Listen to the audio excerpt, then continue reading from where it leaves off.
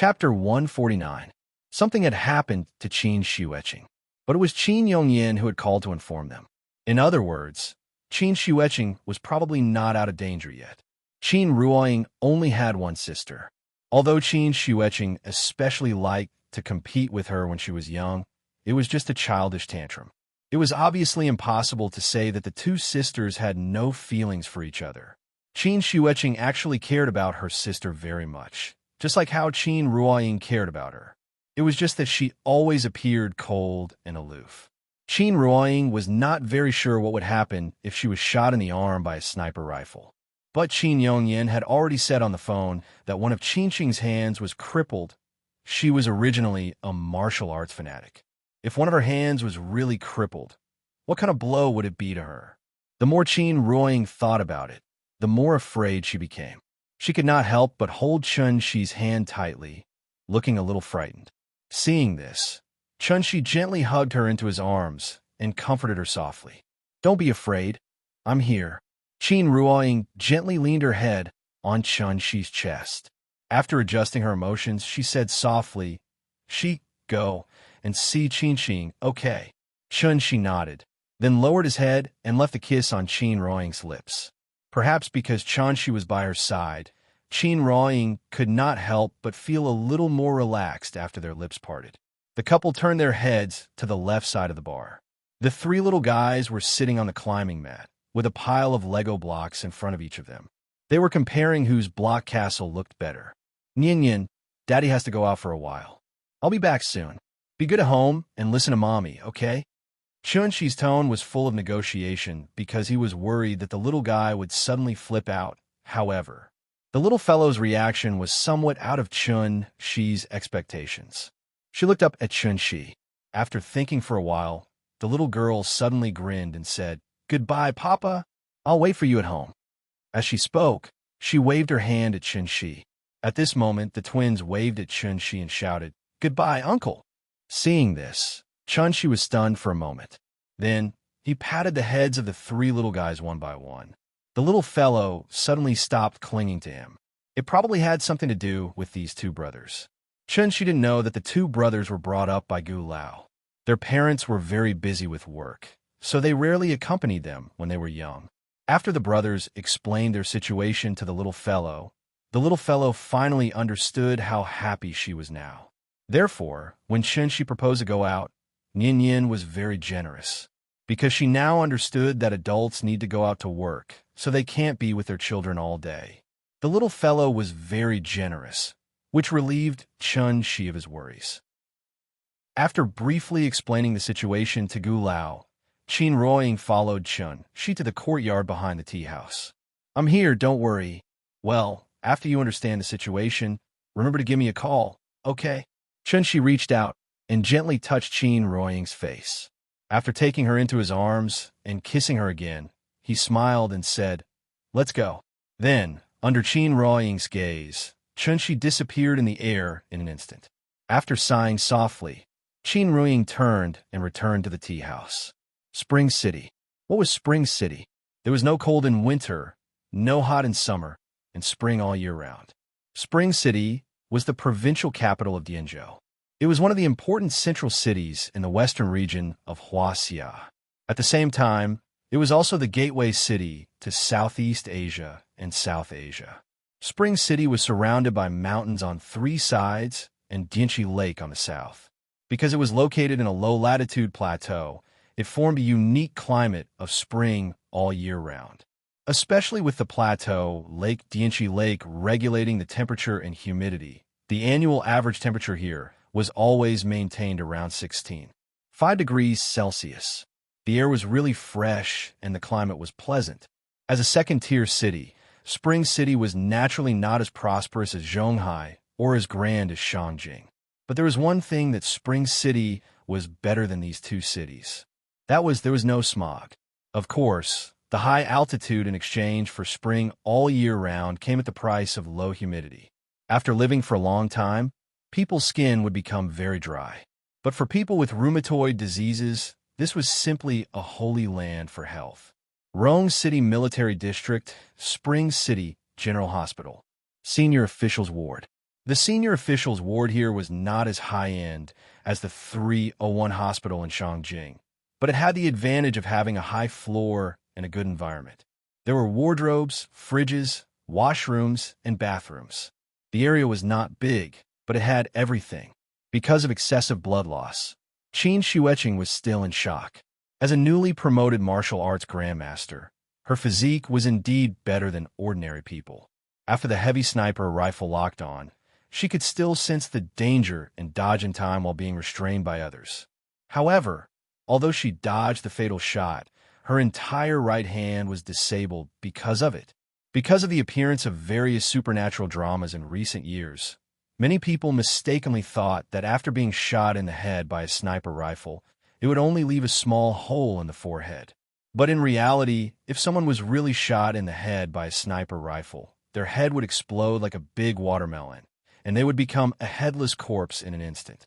The so-called heavy sniper rifle was actually a 50 anti-material sniper rifle. The main targets of this type of rifle were armored vehicles, airplanes, and fortifications. Its advantages were its long range, high power, and high accuracy. Its disadvantages were that there was usually only one bullet in a magazine, and it took a long time to reload. If one was directly hit by this type of rifle, if one was lucky, it might only break in two. But if one was unlucky, it might be all over the place. There was no way to collect the corpse. Qin Xueqing's arm was broken on the spot. Fortunately, she was not an ordinary person. Otherwise, when her entire arm was broken, her shoulder blade might be pulled and a part of her body would be forcibly torn off. This was the true power of modern weapons.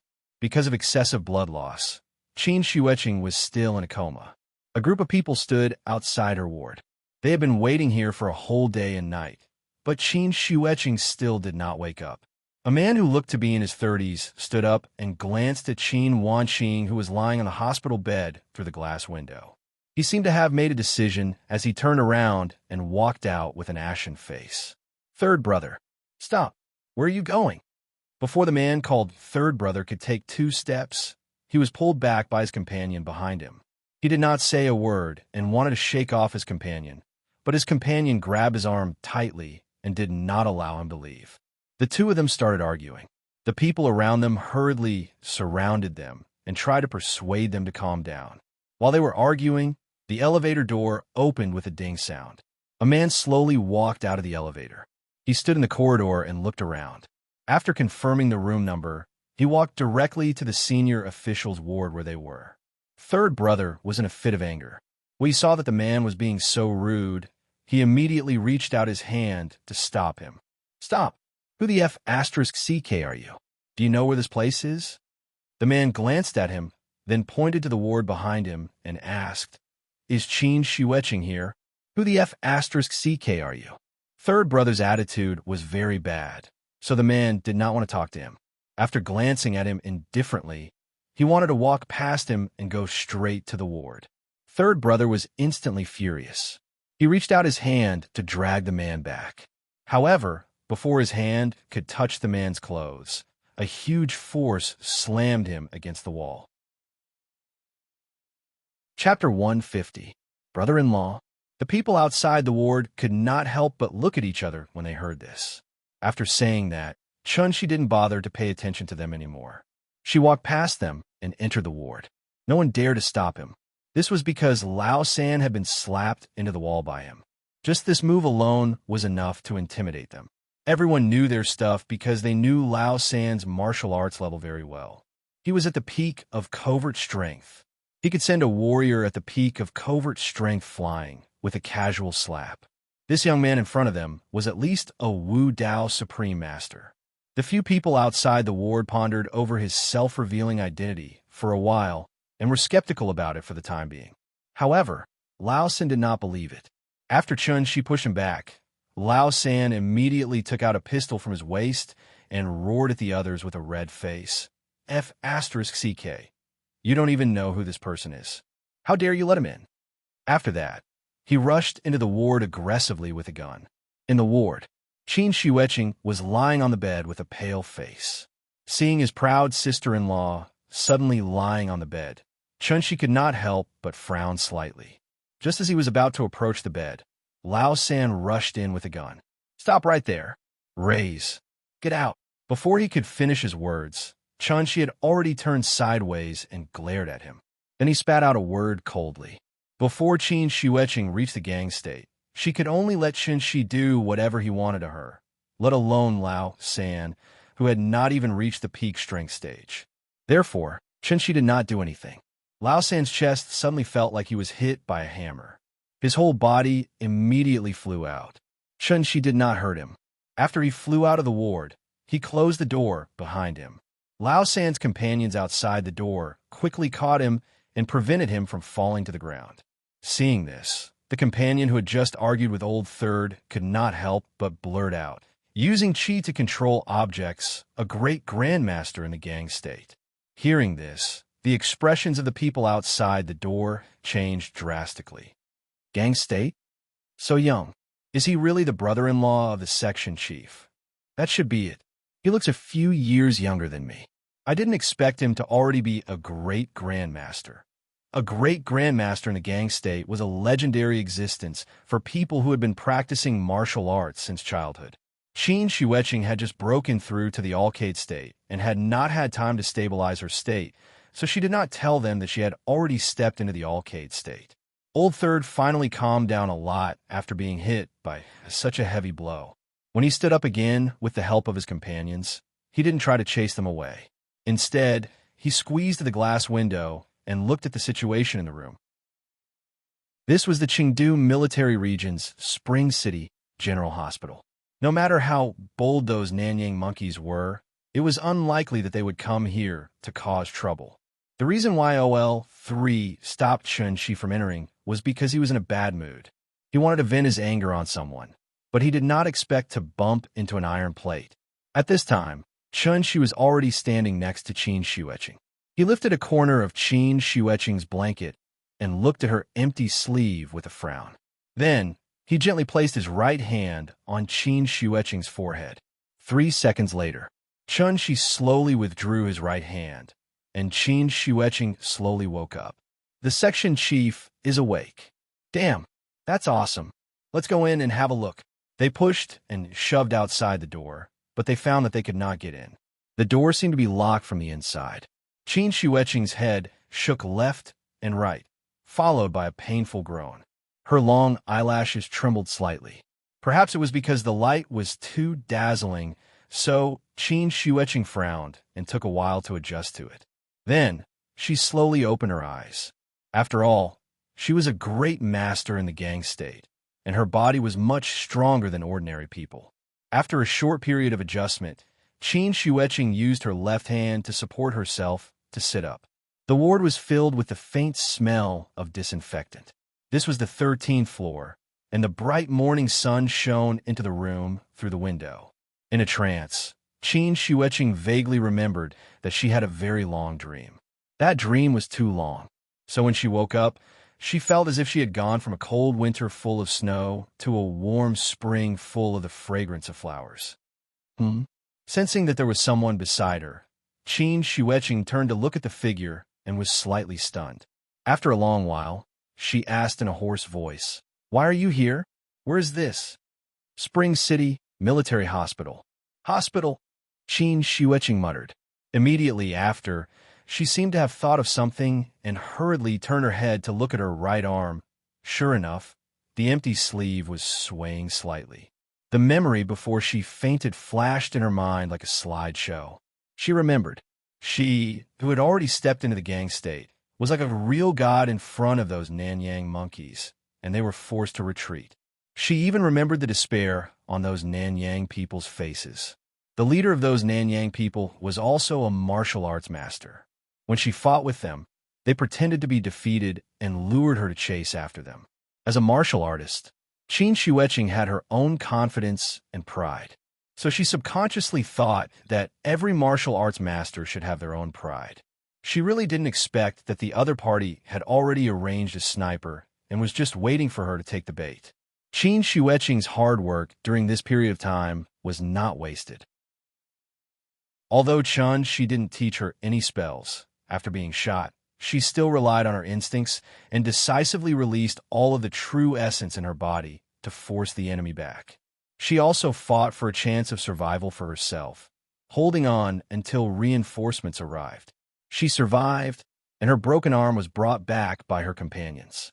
But unfortunately, she was shot in the upper arm, and the bullet immediately turned her upper arm into minced meat.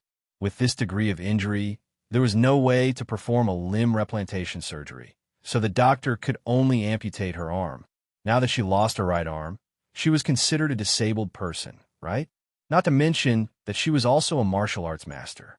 Even if an ordinary person suddenly became disabled, they probably wouldn't be able to accept this fact in a short period of time. A one-armed knife. That was a scene that only appeared in movies and TV series. If a martial artist didn't even have a complete body, how could they talk about martial arts? Although she could defeat a normal neutralizing master with one hand, what if the other party was in the same realm as her? Thinking of this, Qin Xueqing's face couldn't help but darken. She seemed to have lost her luster. Because she had lost too much blood, her face was a little pale, and her lips were slightly chapped. It seemed that she didn't want Chun Shi to see her weak and helpless appearance. After a trace of pain flashed across Qin Xueqing's face, she acted as usual and said coldly, "You go back first. I want to rest for a while." After saying this, she lay back on the bed. Chun Shi stood to her left. After lying down, she found that Chun Shi was still looking at her, so she turned to her right. Her right arm was already missing. With her body pressed down, the wound suddenly burst open, and blood instantly seeped out of the gauze. Qin Xueqing let out a soft groan. Then, she used her left hand to grab the quilt and pull it up, covering her head with it. "I want to sleep. Please leave." Qin Xueqing hid under the quilt and said in a muffled voice. But at the same time, 2 streams of hot tears quietly fell from his eyes. She turned sideways, stretched her head forward, and tried to wipe the tears on her face with the quilt. She didn't want anyone to see her like this. She was Qin Xueqing, a martial arts great master who had stepped into the gang state before the age of 30. Chun Shi stood aside, quietly looking at his sister-in-law who was hiding under the quilt and quietly crying. He couldn't help but sigh slightly. After all, she was just a little woman. After sighing, Chun Shi made a new move. However, this move was a little rough, because he directly lifted Qin Xueqing's quilt. Qin Xueqing was lying on the bed. It seemed that she didn't expect that Chun Shi would dare to lift her quilt, so she was stunned on the spot. After the quilt fell to the ground, Qin Xueqing came to her senses. "What are you doing? Are you trying to mock me? Or are you pitying me?" She sat up and roared at Chun Shi, but there was still a trace of tears on her face that hadn't dried yet. Chun Shi didn't say anything. The two of them looked at each other silently. Qin Xueqing didn't see sarcasm or pity in Chun Shi's eyes, but calmness. It was as calm as a lake deep in the mountains, without any emotion. Chun Shi saw despair and pain in Qin Xueqing's eyes. This broken arm made her finally understand what despair was after a long time. Chun Shi finally broke the silence. Chapter 151. Kill. Qin Xueqing was stunned. Suddenly, she remembered the scene she saw in the village. It was this harmless-looking man in front of her who used frost and snow as a sword and killed the legend of the village. Was he here to support her? Qin Xueqing stared blankly at Chun Shi. There were still traces of tears in the corners of her eyes. That pitiful look on her face made her look like a little woman who had just broken up with her boyfriend and was currently feeling extremely sad. Her weeping beauty and pitiful appearance gave Chun Shi a headache. After a slight cough, Chun Shi said in a low voice, "Let's go. I will avenge you." Qin Xueqing did not speak. She was stunned for a moment. Then, she suddenly curled up her legs. She sat on the bed and hugged her legs with her left hand. Then, she lowered her head and pressed it tightly against her knees. Qin Xueqing gritted her teeth and tried not to cry. However, Chun Shi's 5 senses detected the slight trembling of her shoulders and the faint sound of her sobbing. The blow of losing an arm was too heavy for a woman like her, who had always been confident and conceited. blowing the mud up to the clouds, raising the flesh and bones of the dead. In this sentence, the words raise and flesh were both methods of using. If translated in plain language, it should be making the dead stand up, making the bones grow flesh. Coming back from the dead and making the bones grow flesh. This was the method of immortals. Wasn't it just a broken arm?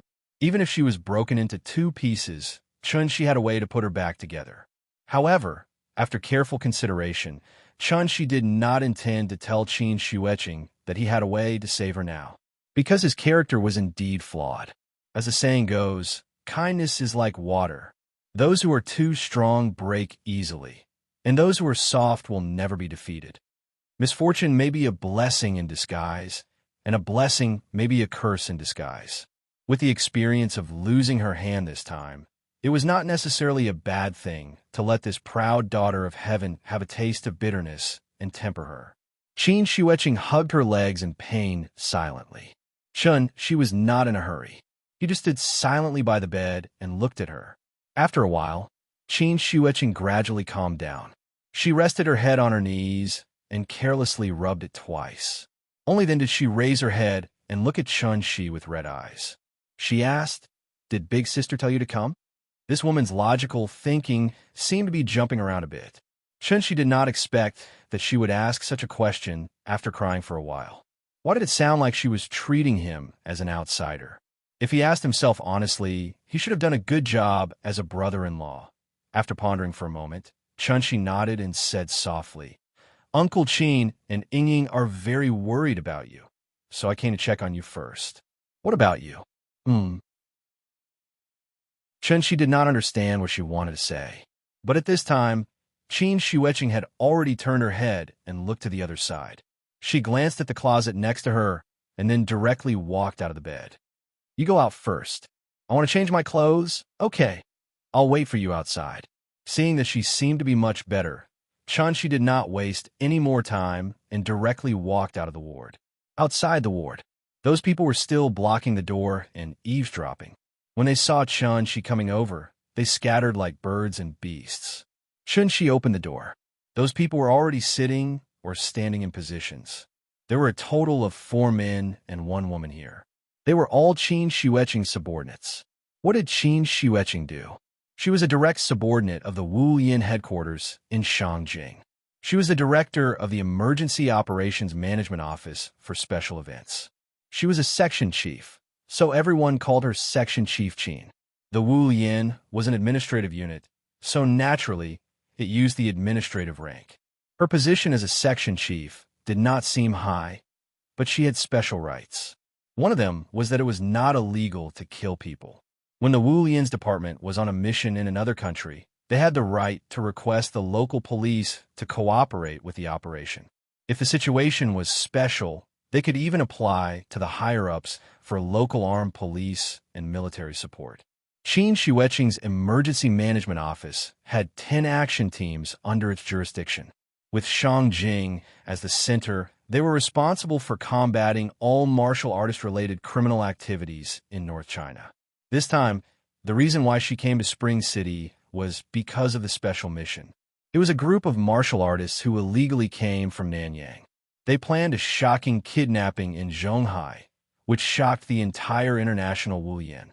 Their timing was very clever. After most of the people in the Zhonghai branch were transferred to Jinling for another mission, they began the operation and directly kidnapped 2 well-known business moguls in Zhonghai. The social impact of this operation was too great. The Zhonghai branch did not have enough time to transfer people from Jinling, so they had to send an emergency request to the headquarters. After the headquarters in Shangjing received the request, they immediately sent out reinforcements. Qin Shueqing was one of the main people in charge of this rescue mission. After they set off from Shangjing and arrived in Zhonghai, they found that the group of Nanyang people had already gone deep into the hinterland of Huaxia. This group of people was also very brave. After they knew that the military would take over the sea and the air defense, they simply chose to travel by land. They crossed East China, Central China, and South China, planning to return to Nanyang from Guizhou. They had hostages in their hands. All of them were highly skilled in martial arts and were armed with heavy weapons. Due to various considerations, the local police did not dare to obstruct them. They set up checkpoints along the way, but they let them pass. From East China to the border of South China, it was more than 2,000 kilometers. This group of people only took 1 day and 1 night to complete the entire journey.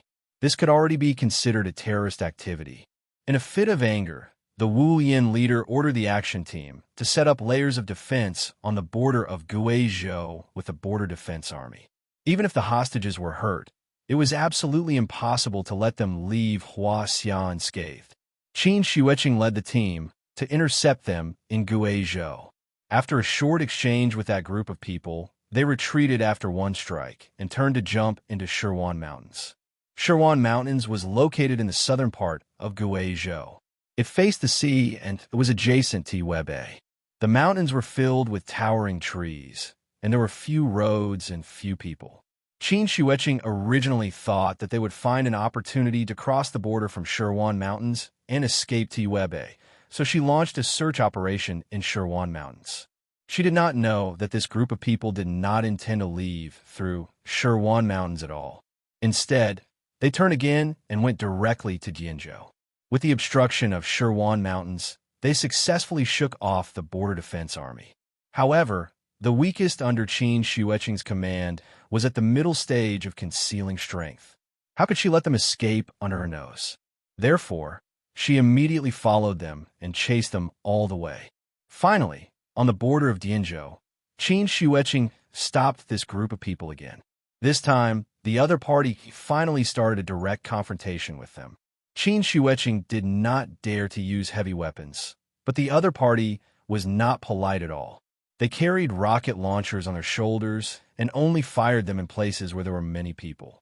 They seemed to be escaping from the beginning to the end, but in fact, all of the Wu Yin's actions were within the expectations of this group of people. Their destination was Jianzhou. After Qin Xueqing was injured, the emergency department suddenly lost its backbone. Without the obstruction of the martial arts masters, this group of people rushed across the border. Chapter 152.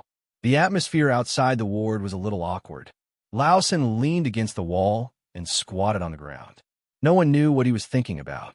The others were curiously sizing up Chen Shi. Qin Xueqing had already woken up. It was not hard to tell from her reaction that this man was indeed related to her, so they could not be rude to him. Moreover, they dared not be rude to an Alcade grandmaster. These people all had the usual arrogance of a martial artist. Perhaps it was because they rarely interacted with others, so although they felt a little awkward, none of them thought of standing up to talk to Chen Shi to ease the atmosphere a little. Seeing this, Chen Shi did not stay any longer. He turned and walked toward the elevator. Chen Shi didn't stop until she reached the corridor window directly across from the elevator. The sun was shining brightly outside the window. Even though he was a few streets away, he could still vaguely see the sparkling Dianqi Lake. Spring City was a second-tier city. In order to proactively develop, various policies have been tilted and construction sites were everywhere in the city. The city sped up its development, but it also lost some of its inexplicable charm. Qin Xueqing moved quickly. In less than 2 minutes, she had changed and walked out. Qin Xueqing was dressed casually. She wore a white knitted sweater under a brown windbreaker and a pair of light blue slim-fit jeans that showed off her perfect legs. She did not wear high heels. Instead, she wore a pair of white sneakers. Therefore, she looked like a little girl who had just graduated from university. When they saw Qin Xueqing walk out of the ward, they quickly surrounded her. "Section Chief, where are you going?" Hearing this, Qin Xueqing forced a smile and told them, "Wait for me here. I'll be back soon." "No, the doctor said that you need to rest more." "That's right. You've just recovered from a serious illness. You should rest more." "Why are you going out? To buy things? Then we can run errands. Since we've already failed the quest, why don't we just relax in Spring City? The environment here is great, and it'll be good for your recovery." Although they were older than Qin Xueqing, they seemed to respect her as their leader. Seeing this, Qin Xueqing could only frown slightly and then put on his official airs. "All right, You guys wait for me here. I'm going out with my brother-in-law. If the leader asks about me, just tell him that I'm still unconscious. That's all. I'll be back soon." After that, Qin Shueqing turned around and walked towards Chen Shi. Since the leader had spoken, the few of them had no choice but to shut their mouths. So, they just foolishly watched her walk into the elevator with Chen Shi. In the elevator, Qin Shueqing briefly explained the situation to Chen Shi. After hearing this, Chen Shi didn't know whether to laugh or cry. Zhonghai Tycoon, Nanyang people. The two unlucky hostages were obviously Ning Zhonghua and Su Wei. Chen Shi really didn't expect that the whole thing was caused by him. But the strange thing was that he had already asked Ning Qiudong to get the medicine to ransom them. But looking at the situation in front of him, the group of Nanyang people probably went back on their word and wanted to kidnap Ning Zhonghua and Su Wei back to Nanyang. That was why the Wu Yin chased after them. Qin Shueqing was a little absent-minded. After the elevator door opened, she followed Chen Shi directly into the elevator. However, it wasn't until she walked out of the elevator that she realized she didn't press the button for the first floor, but the top floor. The top floor was the ICU ward. There weren't many patients or family members walking around here, so it was very quiet. "Why did you bring me here?" Chen Shi smiled and didn't say anything. After walking out of the elevator, he walked directly to the fire escape next to him, then followed the fire escape to the iron door on the rooftop. He gently touched it with his hand, and the iron door opened. Qin Shueqing was a little confused, but when she saw Chen Shi's mysterious look, she was a little angry. So, she didn't bother to ask any more questions. She directly followed Chen Shi to the rooftop. There was nothing special on the rooftop, only a row of central air conditioning systems. Qin Shueqing looked around, then frowned and asked, "What are you going to do?" Chen Shi stopped in his tracks. He turned around and glanced at Qin Shueqing, then said with a smile, "I'm going to take you flying." "What?" I said, "I'm going to take you flying." After saying that, Chen Shi directly stood on Qin Shueqing's right side, then gently put his hand on her waist. Qin Shueqing was stunned. When she came back to her senses, she wanted to scold Chen Shi. But Chen Shi had already taken her to the sky. The hospital below was getting smaller and smaller. In the blink of an eye, it had completely disappeared. The entire spring city had shrunk to the size of a palm. Were those people? Qin Shueqing was a little confused. After hearing Chen Shi's question, she turned to look at Chen Shi in a daze. She had already seen how powerful her cheap brother-in-law was when she was in the village. But when she was really taken flying by Chen Shi, she still couldn't accept it. It was too shocking. There was no sense of weightlessness, and there was no sound of wind. This was because Chen Shi had wrapped her up with her true essence. Qin Shueqing was now considered an immortal cultivator, so she was very sensitive to the fluctuations of vital essence. Therefore, her current feelings were, her whole body was wrapped in a velvet quilt. It was very comfortable and warm. She couldn't wait to sleep here. Because they didn't have a flying Dharma treasure, Chen Shi didn't want to take advantage of his sister-in-law, so he didn't directly carry her and fly. Instead, he chose an extremely clumsy method, and that was to directly inject his vital essence into Qin Shueqing's body. His sister-in-law was now considered an immortal cultivator, so after Chen Shi's vital essence entered her body, he could circulate the Dharma art without any hindrance. It seemed like he was flying with Qin Shueqing, but in fact, the two of them were flying separately. However, Qin Shueqing didn't know this. Feeling the constant warmth from Chen Shi's hand, she actually blushed for the first time. Because she was worried that Chen Shi would notice her strange behavior, Qin Shueqing quickly turned her head to look in another direction. She didn't even hear Chen Shi talking to her. "I'm asking you a question. Were those people?" Chen Shi thought she was frightened, so he patiently asked twice. It wasn't until the third time that Qin Shueqing finally came back to her senses. She quickly answered, "Southwest, south of a mountain. It's about 180 kilometers away from Spring City." "Okay." Chen Shi looked in the direction. After confirming that it was correct, he directly flew over with Qin Shueqing. Qin Shueqing secretly glanced at Chen Shi's side profile from the corner of her eye.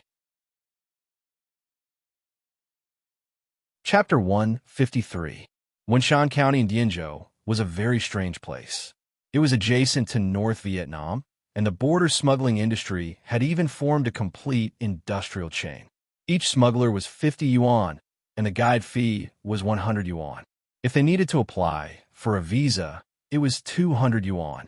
Of course, this was without bargaining. After the smugglers paid the protection fee, they could even seek the protection of the local gangsters. If anything happened, they would come forward to solve it because the other party also had to build a brand reputation. Today, everything in Wenchuan was in order. Therefore, many people didn't know what had happened here.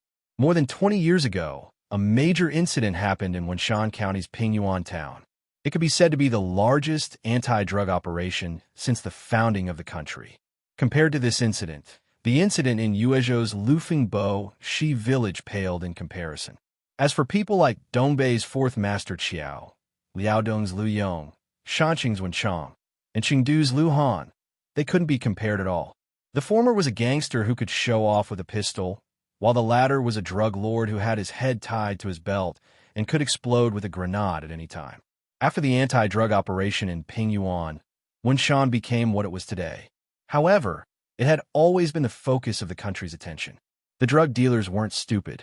After the anti-drug operation ended, they had already moved to Maoping village, which was more than 100 kilometers south of Wenchuan and only 2 kilometers away from the border. They usually lived in Maoping, and when they needed to work, they would smuggle to North Vietnam. They were born and raised in the local area. Every forest and every hillside couldn't be more familiar. This section of the border had no natural barriers. As long as they passed the boundary marker, they would be considered to have left the country. The border guards were also people. If they hadn't received the news in advance or happened to run into them, there was basically no way to stop these people. After leaving the country, they had no right to catch them. After returning to the country, they immediately became honest citizens. They also had no right to catch them. Qin Xueqing was ambushed about 2 to 3 kilometers west of Maoping village. After the Wu Yin's investigation, they had already determined that the spy for the Nanyang people was an old drug dealer in Maoping village, Poison Dog. Poison Dog was his nickname more than 20 years ago. After Pingyuan was swept away, Poison Dog changed his name to Old Dog and hid in Maoping village. He was the type of person who didn't have much courage and was usually very cautious. He knew that he was in the business of killing people, so he never hid or transported the drugs himself. He had always let his subordinates do it. Although his reputation was great, his business was very small, and his path was very stable. And this was the only reason why he was able to survive until now. Other than selling drugs and guns, Old Dog had a high status in the underworld, so he was very well informed both domestically and internationally. This also gave him a part-time job, which was being a broker. Old Dog had recently accepted a deal. A few Nanyang people wanted to buy information from him, saying that they wanted to go to Zhonghai and do something big. Going from Dianzhou to Zhonghai for kidnapping, even going to the West Hills to kidnap the coal boss would be better than going to Zhonghai. Although Old Dog was surprised, he did not ask further due to his professionalism. Instead, he decisively provided the other party with some weapons and information. He thought that this group of Nanyang people would definitely not return, so he didn't pay much attention to them. However, the development of the situation was somewhat beyond Old Dog's expectations. That day, the sound of gunfire shook the entire mountain range. It was as if there was a war going on. Those Nanyang people were not drug dealers, they were terrorists. The gunfire did not last long before the Nanyang people all fled into North Vietnam. The border guards could not pursue them anymore, so they started a cleanup operation. If Old Dog had not been smart enough to hide all his belongings in North Vietnam, he would have been like those unlucky people and could only put up a desperate fight. After such a big incident, Old Dog decided to close down his business. He planned to stay in Maoping village until the new year was over. On this day, the sky was blue and the clouds were white. The sun was shining brightly. Old Dog was lying on a rocking chair in the yard, basking in the sun. He was in a good mood. However, when he saw a young man and a young woman walk in the yard, Old Dog's mood immediately changed. Their handsome and fashionable appearance made it obvious that they were from a big city. The two of them were empty-handed and did not carry any weapons. However, Old Dog looked at them and immediately raised his hands. He smiled and said, "Is there anything I can help you with?" Yes, Old Dog was also a covert Jing expert. He did not even know when these two people came. Raising his hands and surrendering was the best choice. Qin Xueqing sized Old Dog up. The man's real age should be in his 40s. He was wearing a Chinese tunic suit from the 70s or 80s. His skin was rough and yellow, full of wrinkles, and his body was very thin. He looked like a little old man in his 60s. If he was holding a tobacco pipe, he would really look like an ordinary old man in the mountains. Where are those Nanyang people? Old Dog had not seen such a beautiful girl in a long time. He could not help but take a few more glances at Qin Xueqing. However, when he saw Qin Xueqing's empty right hand under her windbreaker, his expression changed slightly. "I'm not sure." "Then I'll ask again. Were those Nanyang people?" Old Dog's expression was uncertain. After hesitating for a while, he gritted his teeth and said, "North Vietnam, Shan Luo." There were two kinds of people that Shun she had to kill. One was human traffickers, and the other was drug traffickers. The former was inhumane, while the latter was inhumane. However, they needed a guide, so they could only let him live for now. Qin Xueqing turned around and looked at Chun Shi. After seeing Chun, she nodded slightly. She said to Old Dog, "Get up and lead the way." Old Dog was shocked when he heard that. He said, "You're going to North Vietnam? Illegally? Stop pretending. Do you think I won't kill you right now?" "Don't. I'll take you." Old Dog was very tactful. After all, it was his instinct to take advantage of the situation. Shan Luo was a province in the northwest of North Vietnam. It shared a border with Laos. Although it was a province, its size was equivalent to that of a county in Hoa Xia. North Vietnam was poor, but Shan Luo was the poorest province in North Vietnam. There was basically no industry here, and agriculture was Shan Luo's economic lifeline. Because of this poverty, poppies had become a traditional local plant. Although the North Vietnam government had been cracking down on the drug trade, it was difficult to manage such a remote mountainous area, so they could only turn a blind eye. After crossing the border, Old Dog found an off-road vehicle and drove the two of them straight to Shanluo. The so-called Nanyang referred to the entire Southeast Asia, including Malaysia, Indonesia, and other regions. Those Nanyang people did not belong to the same country, so they should be some kind of organization. Qin Xueqing asked Old Dog on the way, but Old Dog insisted that he did not know. From the looks of it, he seemed to be very afraid of something. It was only 100 kilometers from Maoping village to Shanluo. Old Dog often came here to buy goods, so he was familiar with the road. When the car drove into a small village, Old Dog stopped and pointed at a temple in front of them. He said, "It's there, a temple." Qin Xueqing looked at the believers coming and going at the entrance of the temple. She could not help but look at Old Dog in surprise. Seeing this, Old Dog immediately explained with a bitter face, "The temple is just a cover. The biggest drug market in North Vietnam is inside. Leader, I'll be your informant. Don't expose me, or else I'll be dead." "Okay, then wait for us here." Qin Xueqing got out of the off-road vehicle in high spirits, then walked directly to the temple in front of them. Perhaps it was because Chun Shi was next to her, so when Qin Xueqing walked to the temple, she was not worried at all. Instead, she felt a little excited. It was a feeling that Qin Wanqing had never experienced before, that she had someone backing her up. It was very exciting, however. She did not notice it at all. She was like a child who was bullied outside, and now she came back with her parents to get back at them. Chapter 154. Nanyang did not seem big, but it was one of the more densely populated areas in the world. There were many immigrants here, and because it was once a colony, the locals had many different beliefs, such as Buddhism, Catholicism, Christianity, and Judaism. Among them, most of them believed in Buddhism. Unlike Hoa Xia's Mahayana Buddhism, Hinayana Buddhism was more popular in Nanyang.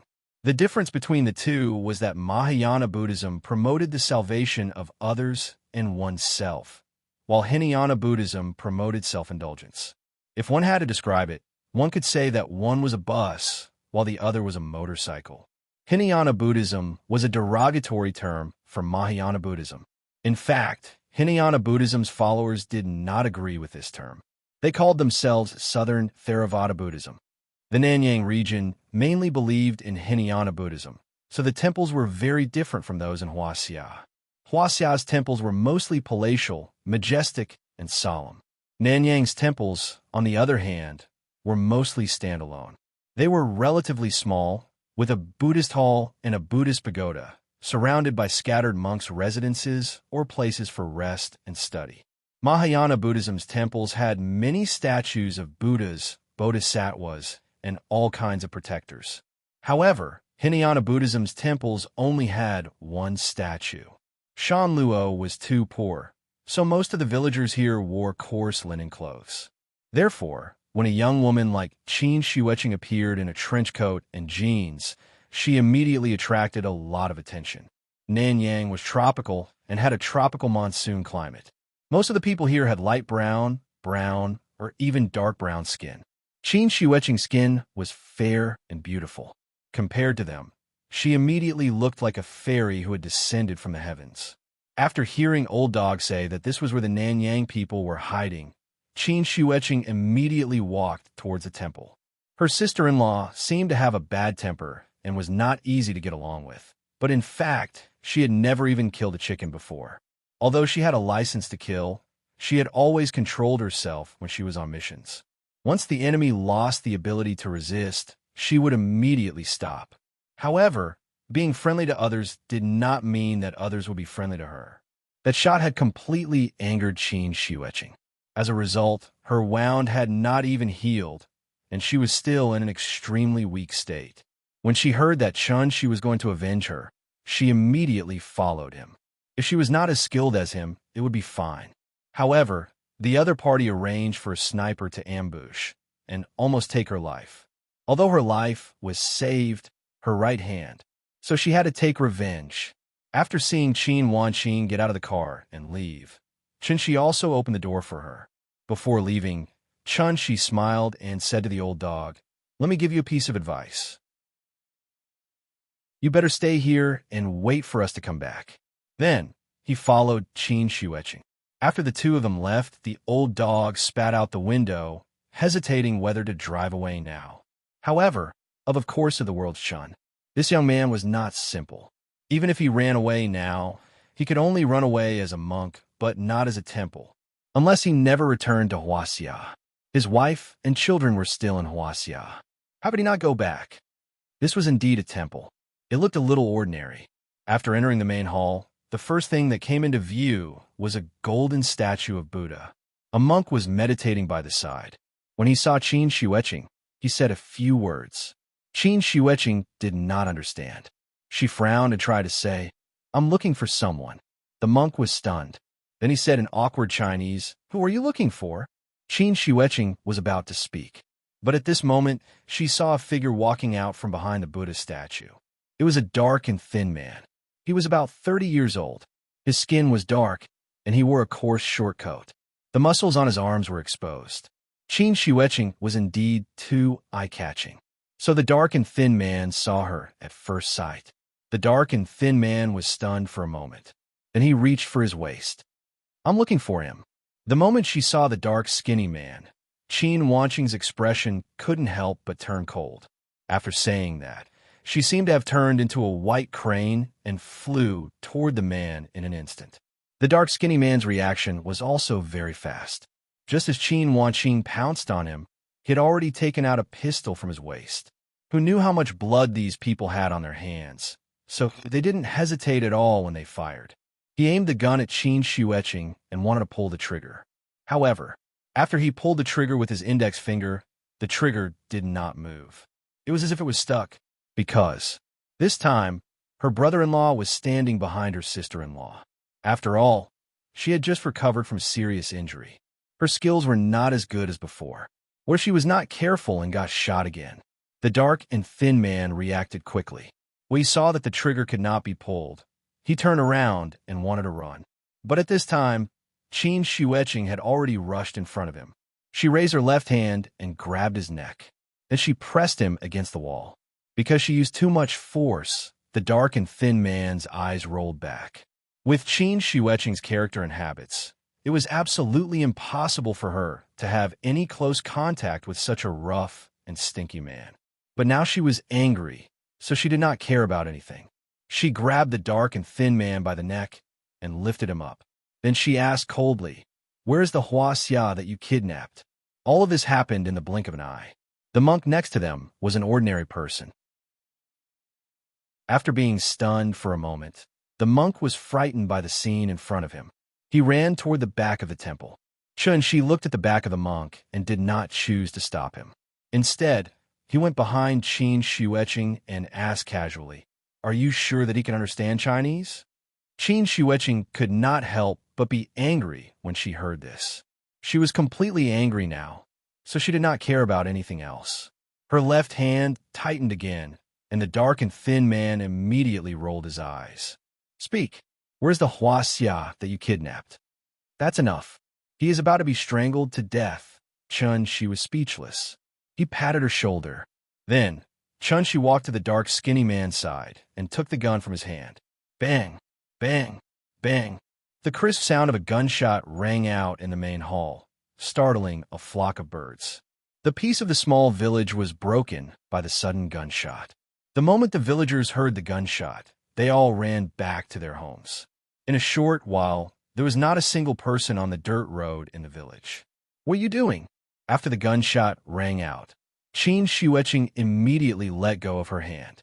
The dark and thin man fell to the ground and wailed in pain. She fired 3 shots. One was aimed at the sky, while the other 2 were aimed at the dark and thin man's thighs. She looked at Chun-Shi in surprise. Chun-Shi smiled and played with the gun in his hand. This was an M1911, .45 caliber. There were many scratches on the gun, and it looked a little old. It was probably an antique left behind from the Vietnam War. Her sister-in-law was a civil servant, so no matter how angry she was still bound by the rules of a civil servant. Therefore, when Chun-Shi fired the gun, her sister-in-law seemed to be unable to accept it. That was because she had not changed her mind. This was not Huaxia. The person in front of her was not a kind person. This was a drug lord, a level higher than a drug dealer. Drug dealers could also be forced to take the risk to engage in this line of work. However, drug lords were the source of all evil. For the sake of profit, they had sold their souls to the devil. Qin Shueqing instinctively wanted to be merciful. However, she had never thought about what kind of experience it would be if she fell into their hands. The drug production in Nanyang accounted for almost 70% of the world's drug production. Thinking about those anti-narcotics police officers who died in the battle, it would not be enough to drag this group of crazy drug lords out and shoot them 10,000 times. Talking about humanity with them? First of all, they had to have humanity. Chun-Shi handed the gun to Qin Shueqing, then patted her shoulder as encouragement. "Okay, you're here to find trouble, not to drink and chat with them. Instead of letting you find them, let them find you." Chapter 155. Play the Eru with full health, then fight the boss with low health. First, the small ones, then the big ones, and finally the boss. That was a scene only seen in movies and TV shows. Instead of fighting the small monsters all the way, Chun-Shi preferred to ask, "Who else?" Qin Shueqing seemed to be in a daze. Chun-Shi smiled and did not explain further. After about a minute, there was a rush of footsteps from the back of the hall. The two turned around and saw a group of Nanyang people with various weapons suddenly rushing into the hall. There were at least 15 or 16 people in front of them. Most of the people here could be said to be short and vigorous. Some were holding pistols, some were holding submachine guns, and some were even holding AK-47s. There were 2 old pagoda trees in front of the temple. They were estimated to have lived for hundreds of years. The lush leaves blocked most of the sunlight and made the hall look a little dim. There were 3 categories of countries in the world: developed countries, developing China, and least developed countries. Vietnam was originally at the bottom of the list, but the economic situation had improved significantly in recent years, so it jumped from the least developed country to developing China. Although it became developing China, there was a clear difference between Vietnam and Hoa. Vietnam today was equivalent to Hoa in the 80s and 90s. It was a critical time to go from chaos to order. Vietnam banned guns, but because there was a long anti-colonial struggle in this place, there were a lot of weapons. Although the Vietnam government tried to confiscate them, the effect was limited. Most of the guns smuggled in Hoa came from this place. Since they were smuggling arms, it was easy to guess the firearms in the hands of the drug lords. The existence of drug lords, who were anti-human, was a cancer to society. It was not that she was exaggerating, but if he pulled out all of these people and shot them, it was impossible to kill by mistake. Shi's marksmanship was very good, and the previous 2 shots were penetrating wounds.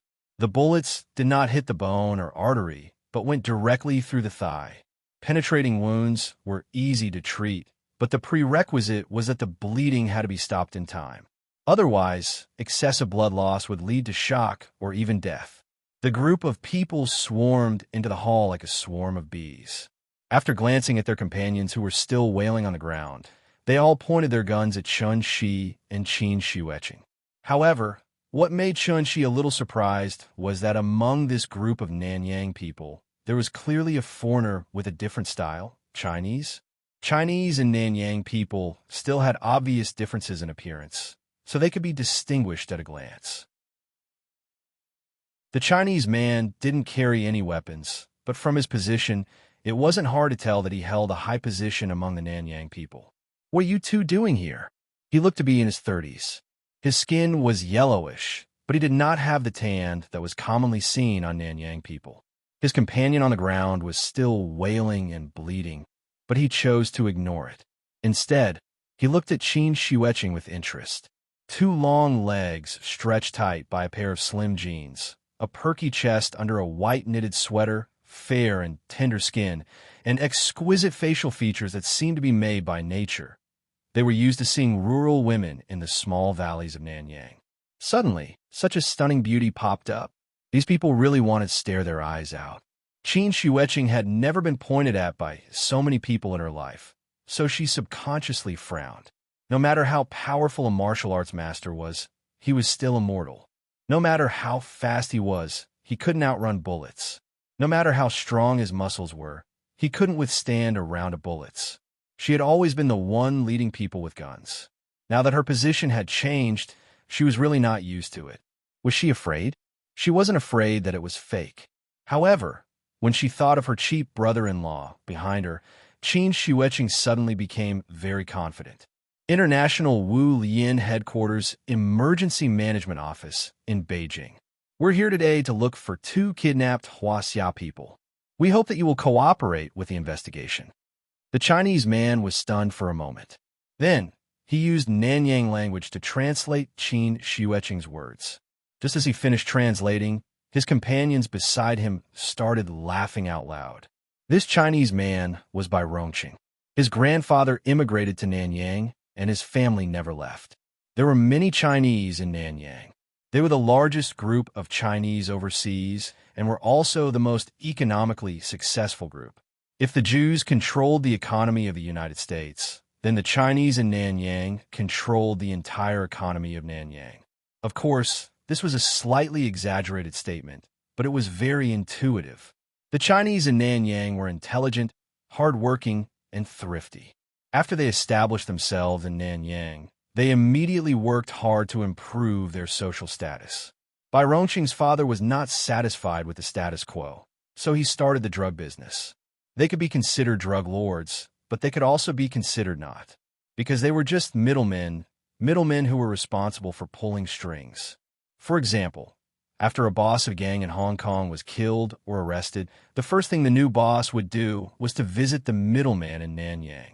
Production and sales were important links that could not be separated.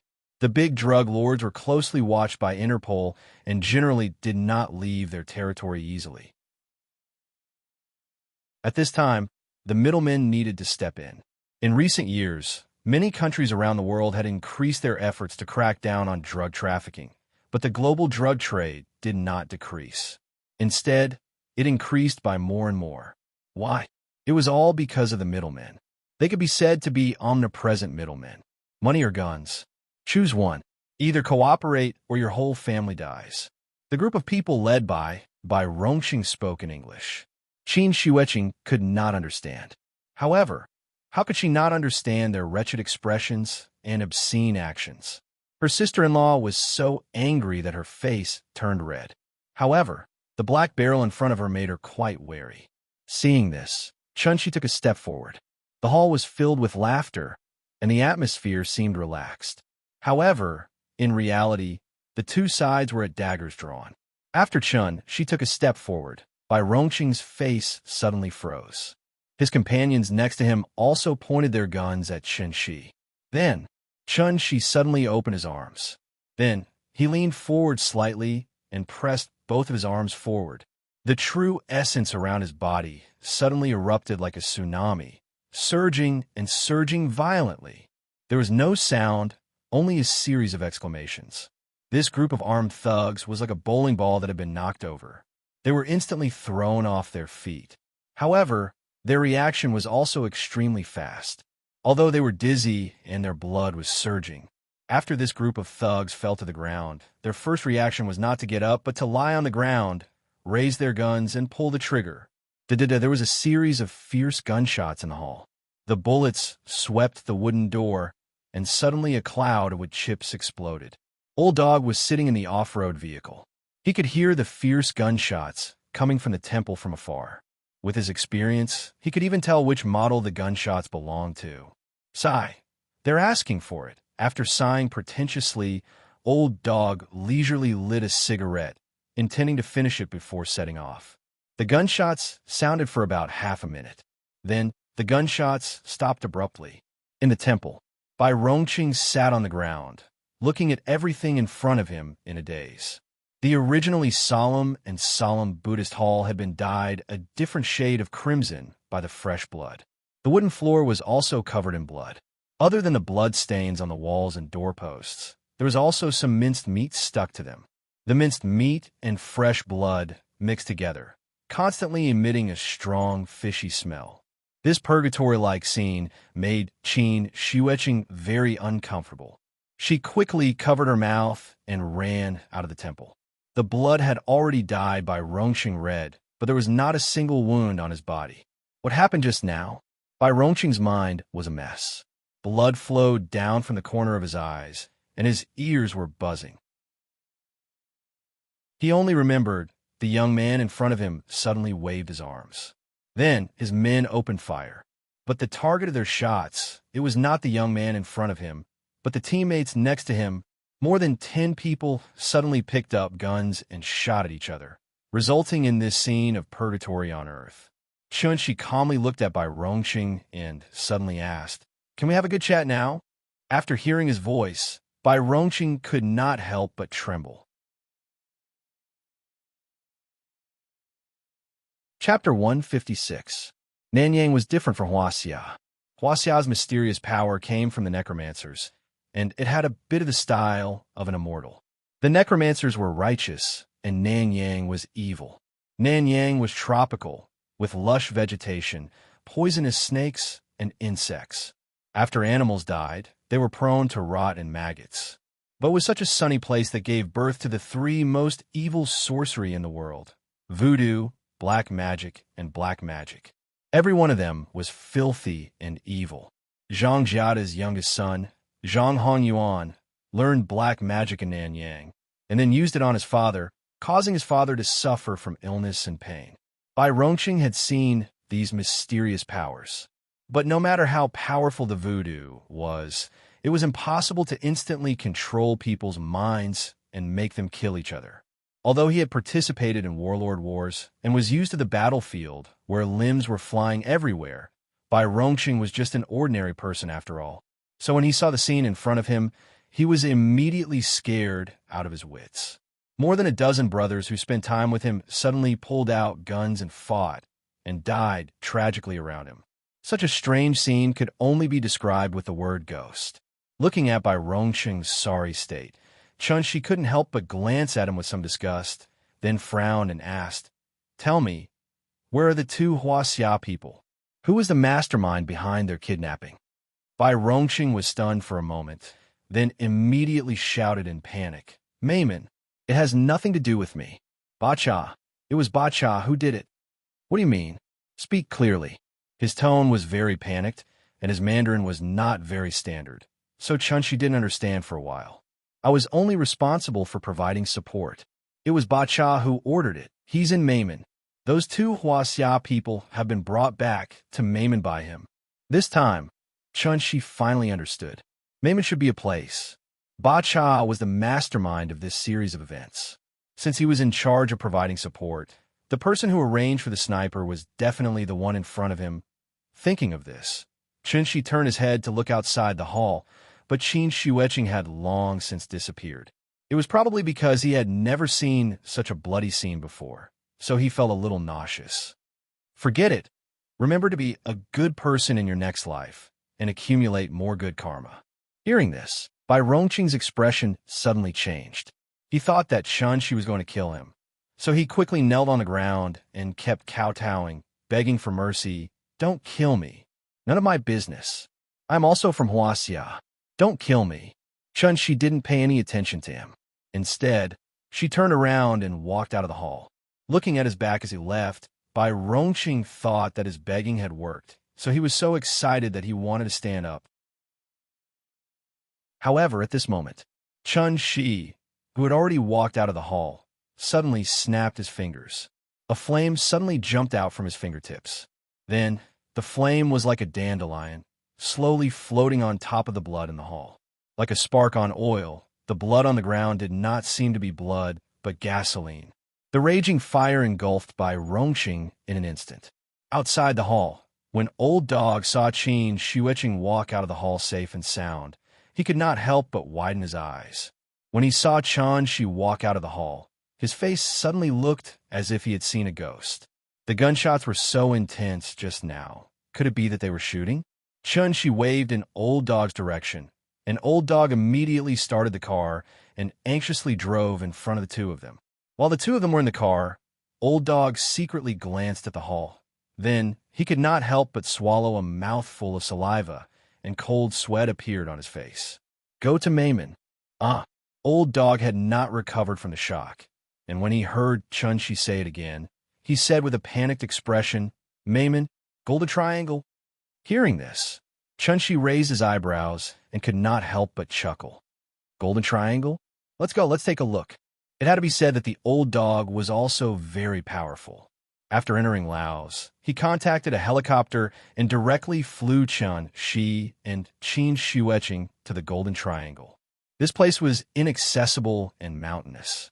Most of the areas were more than 3,000 meters above sea level, and the roads were all small roads, so they had to rely on horses and mules to transport drugs. Now that they had money, helicopters naturally became the most popular item for drug traffickers. 20 years ago, Kansa ruled the world here, but after Kansa's death, this place returned to its previous state of fragmentation, similar to the three kingdoms of Qin and Han. Bacha is a drug trafficker who suddenly rose to prominence in the past 10 years, and his group of people are not afraid to fight. In terms of strength, he is below average, but in terms of terror, he is definitely in the top 3. At this rate, I think he will become the second Kansa. Seeing that Bai Rongqing was easily taken care of by them, Old Dog was finally willing to open his mouth. Whatever Chunshi asked, he answered honestly and did not dare to be hazy at all. After flying for almost 40 minutes, a small village appeared in Chunshi's field of vision. This was a very backward village, and the style of the houses were all wooden high houses unique to Nanyang. A few children ran around the village from time to time, and it was a peaceful scene. The helicopter landed in the open space outside the village, but the children seemed to be used to it and did not even gather around to look at it. Qin Xueqing got off the helicopter and saw a sea of red flowers. It was a sea of poppies, and they were as red as blood. They were delicate and beautiful, but they were full of murderous intent. Mayman is Botch's nest, and there are anti-aircraft guns there. Planes cannot get close, or they will shoot them down, so we have to ride horses there. Old Dog gave a few simple instructions to a villager, and the villager pulled 3 horses from the stable. The 3 of them rode their horses slowly along the small path, just like tourists who had come here for a vacation. After walking for about an hour, the old dog finally stopped. He pointed at the winding path in front of them and said with a smile, "Leader, we're here. After going over the hill in front, we will be in Botch's territory. There are sentries on the mountain, so I won't send you there." After that, Old Dog wanted to turn his horse around and return to the village. "Stop!" Chen Shi stopped him. At this time, Qin Shueqing also turned to look at Chen Shi. They came here not only for revenge, but also to save people. If it was only for revenge, they only needed to sneak in, kill, and run. But if they wanted to save people, they had to think about it carefully. After all, the hostages were just ordinary people, and a bullet could kill them. Qin Shueqing had already thought of a few plans in an instant. But after thinking about it, she changed her habit and did not immediately say her opinion, but silently waited for Chen Shi to make the final decision. Everything was up to him. Assassination or a trick? Chen Shi thought about it for a while and then made a decision. "Like I said, stay here and wait for us to come back." After glancing at Old Dog, Chen Shi turned to Qin Shueqing and said, "Let's go. I want to see how poisonous and powerful that drug lord is." "Okay." After hearing his bold declaration, Qin Shueqing immediately nodded excitedly. Chapter 157. This was a place where poppies bloomed, and where drugs were rampant and evil were bred. In people's impression, this place represented darkness. However, after experiencing it for themselves, people realized that this place was so beautiful and sunny. If they didn't know that they were poppies, they would only think that it was a sea of flowers more beautiful than roses, delicate and dazzling. The tropical monsoon climate made the vegetation and trees here particularly lush. The entire mountain was basically covered with green shade, and it was a beautiful scenery that belonged to nature. Even the spirit of heaven and earth was far better than the Qinling Mountains, and this place was actually a paradise. Just from looking at the scenery, it seemed that this place was completely unrelated to darkness, drugs, and murder. It was 3:30 in the afternoon in Shangjing, and the sun was particularly bright in Mayman. The sentry post was a wooden tower that was about 4 meters tall. On the left and right, there was a Nanyang soldier with a gun on guard. It was not right to say that they were soldiers, because they were actually a group of militiamen who had not undergone military training. The fierceness in their bones was enough to run rampant. The 2 militiamen lazily leaned on the sentry post's railing. At this time, there was suddenly a faint sound of horse hooves in front of them. When the 2 horses were only about 30 meters away from the sentry post, the sentries suddenly came back to their senses. After greeting each other, they leaned out. There were 2 horses with a man and a woman sitting on each of them. Looking at the bright clothes and fashionable clothes, it was as if they were tourists who had mistakenly entered this place. But this was the core area of the Golden Triangle. How could there be tourists? The sentry on the left was rather alert and immediately aimed his gun at the 2 of them. Then, he started mumbling something that no one knew what to say. Perhaps seeing that they had no weapons on them, the 2 sentry did not immediately shoot. The horse went straight to the wooden door in the middle of the 2 sentry posts. At this time, the sentry finally saw the appearance of the 2 people. Beauty knew no boundaries. After seeing the woman's appearance, one of the sentries couldn't help but whistle. Then he stuck his head out and mumbled something that no one knew what he was talking about. Qin Shueqing glanced at Chen Shi and suddenly asked, "You left? I right?" "Up to you." "All right." As soon as he finished speaking, Qin Shueqing suddenly jumped up from the back of the horse. She jumped 3 or 4 meters high. Like a swallow returning to its nest, she leaped into the sentry's basket. The one on the left should be a veteran, so when he saw Qin Shueqing suddenly jump from the back of the horse, he immediately reacted and quickly pointed his gun at Qin Shueqing.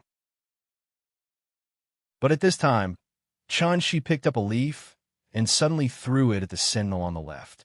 The green leaf instantly turned into a deadly blade and pierced through the guard's throat, leaving a long trail of blood in the air. Only brain damage could lead to immediate death, so the sentinel did not die immediately. He widened his eyes and hurriedly dropped the gun. He used both hands to tightly grip his neck, trying to press down on the wound. But how could the wound on the aorta be pressed with the hand? All of this happened in a flash. Even when Qin Xueqing jumped in front of him, the sentinel on the right still had not recovered.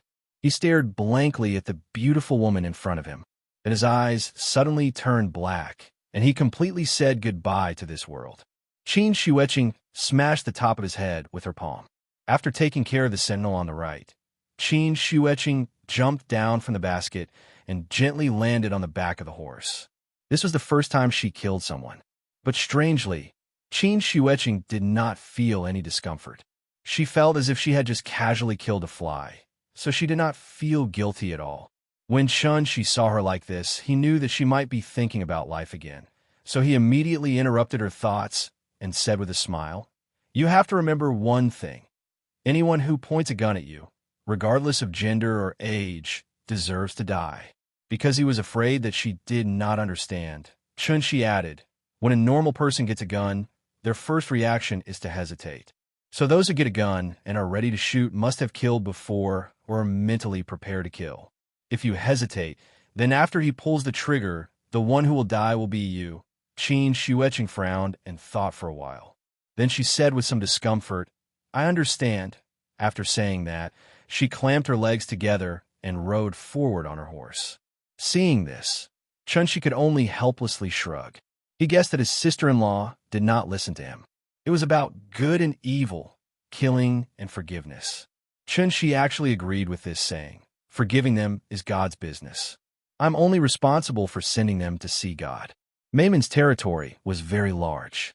After passing the sentry post, the two saw large areas of poppy fields, just like the rape fields next to the highway. When spring came, there was an endless sea of golden flowers on both sides of the highway.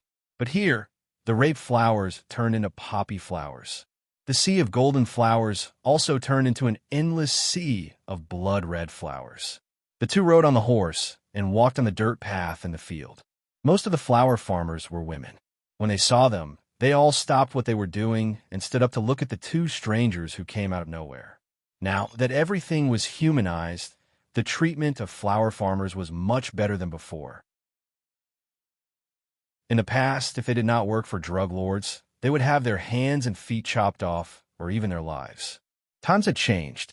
Now, drug lords would give generous wages, so more and more flower farmers were attracted to work for them. In the off-season, flower farmers could even go down the mountain to the city to buy.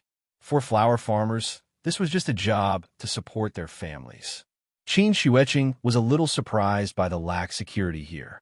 Except for the two sentry posts, there was not a single soldier in sight. She did not know that now was not 20 years ago. The weapons and equipment of drug lords had been upgraded long ago. The rich ones even rented satellites to keep an eye on the troop movements of the surrounding countries.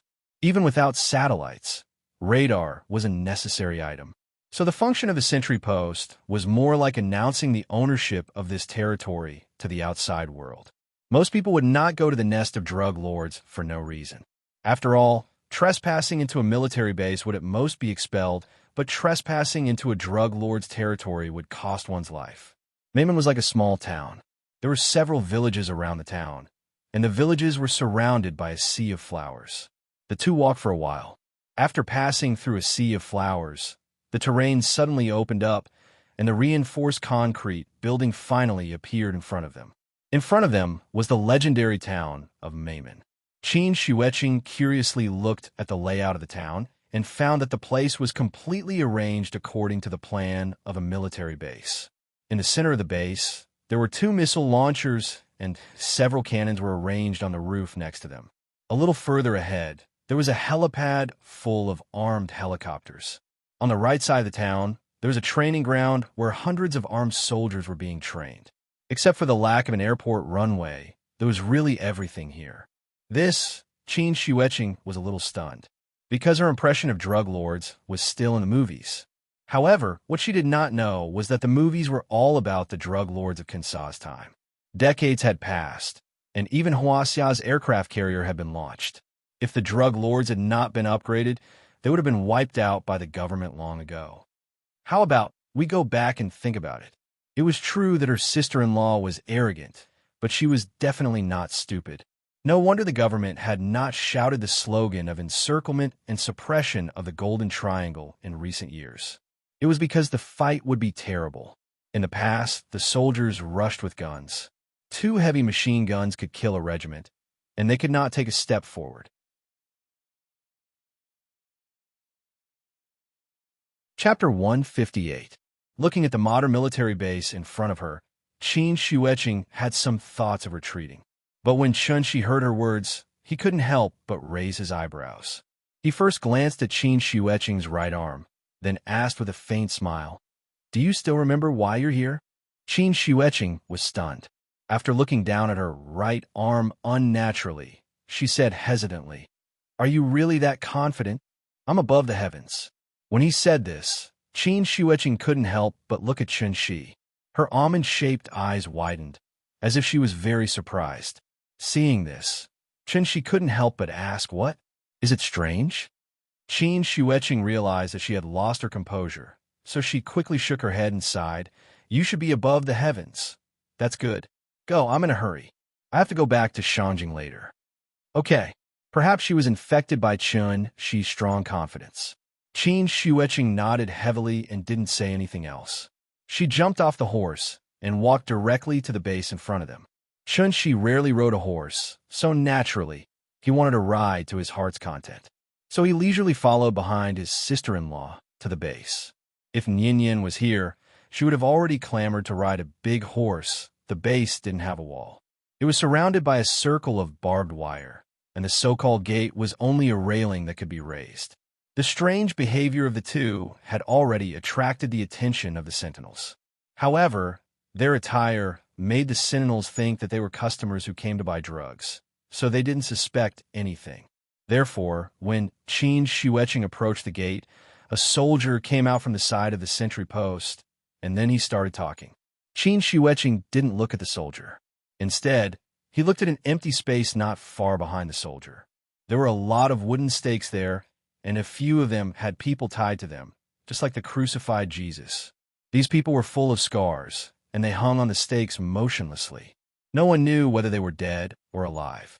She took a closer look, and after confirming that those people were not Huasia's people, she could not help but let out a sigh of relief. If the hostages were to die here, the reputation of the Shangjing Emergency Department would be completely lost. Seeing that Qin Xueqing didn't reply, the soldier was a little angry, so he wanted to come up to her and take her back for questioning. Just as he reached out to grab Qin Xueqing's left arm, Qin Xueqing made the first move and directly grabbed the soldier's neck. Gotcha! Qin Xueqing exerted a little force with her slender fingers, and the unlucky guy's neck was broken. She wasn't a helpless flower vase. Even if one of her hands was broken, she was still a great master in the gang state. There was a surveillance room in the base, and there were many monitors in it, monitoring the movements in the surrounding villages.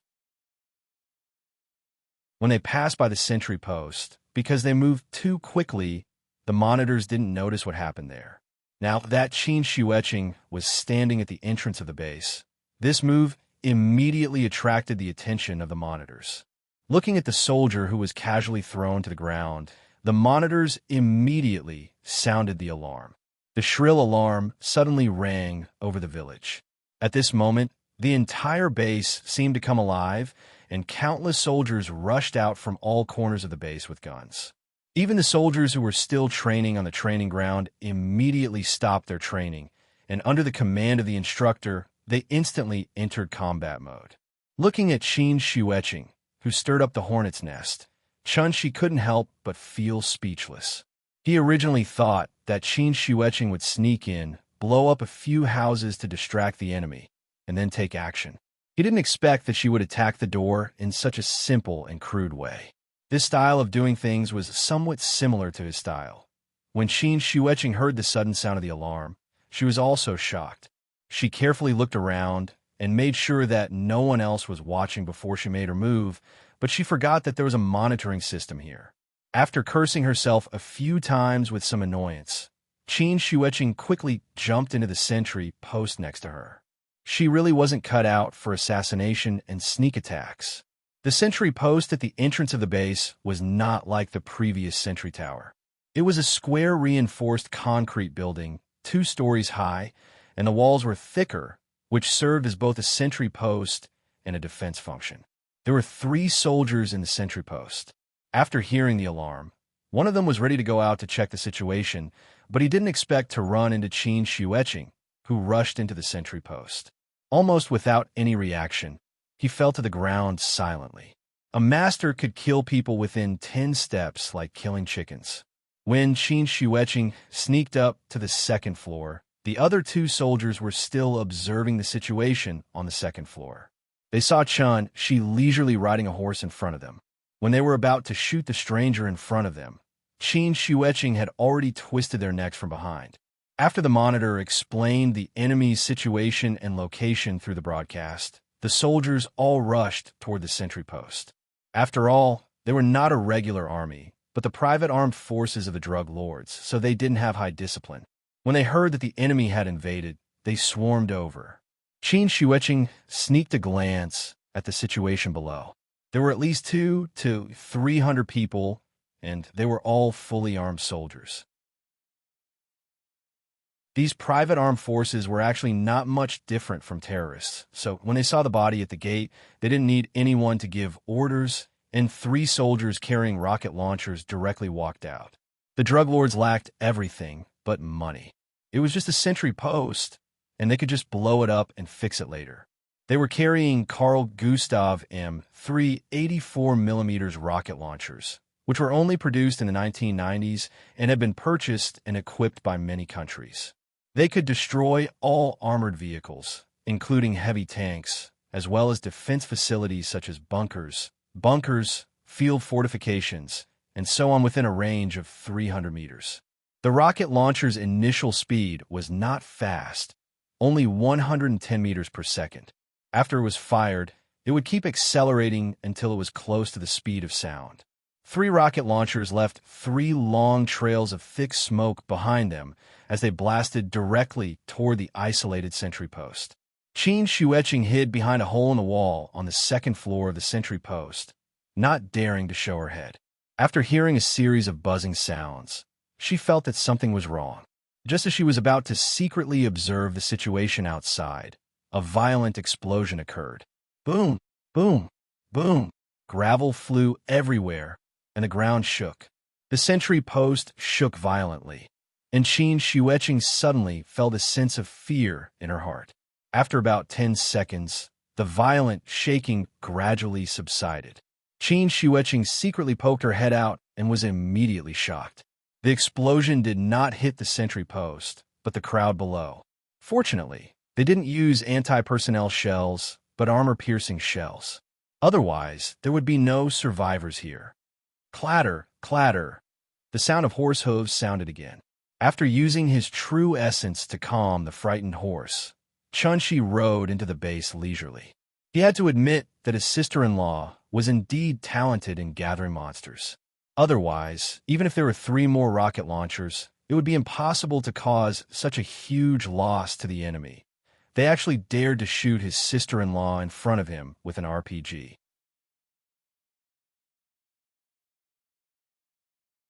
Chapter 159. After entering the gate of the base, the horse stopped. It kept snorting as though it did not like the smell of the place. When the drug lords heard the commotion, they ran out with guns in hand. Thus, they did not wear any protective equipment. The purpose of bulletproof vests and helmets was not to stop bullets. With the exception of the super heavy helmets used for explosive disposal, there was no other helmet in the world that could stop a rifle bullet. Even if he was lucky enough to block the bullet, his ribs would be broken if the bullet hit him, and his neck would be broken if the bullet hit him. This was equivalent to the full power attack of a martial arts expert. Thus, the real purpose of the protective equipment was to stop the debris and rubble produced by the explosion on the battlefield. Because the 200 to 300 people were standing too close to each other, the 3 rockets exploded right in the middle of the hornet's nest. Some of the people who were standing further away were also injured by the rubble from the rocket launcher. As for those who were blessed by God and did not suffer any injuries, they were also stunned by the powerful explosion. They fell to the ground and were unable to get up. The rocket launcher was much more powerful than the bullets. Broken limbs littered the ground and blood continuously flowed into the crater created by the rocket launcher.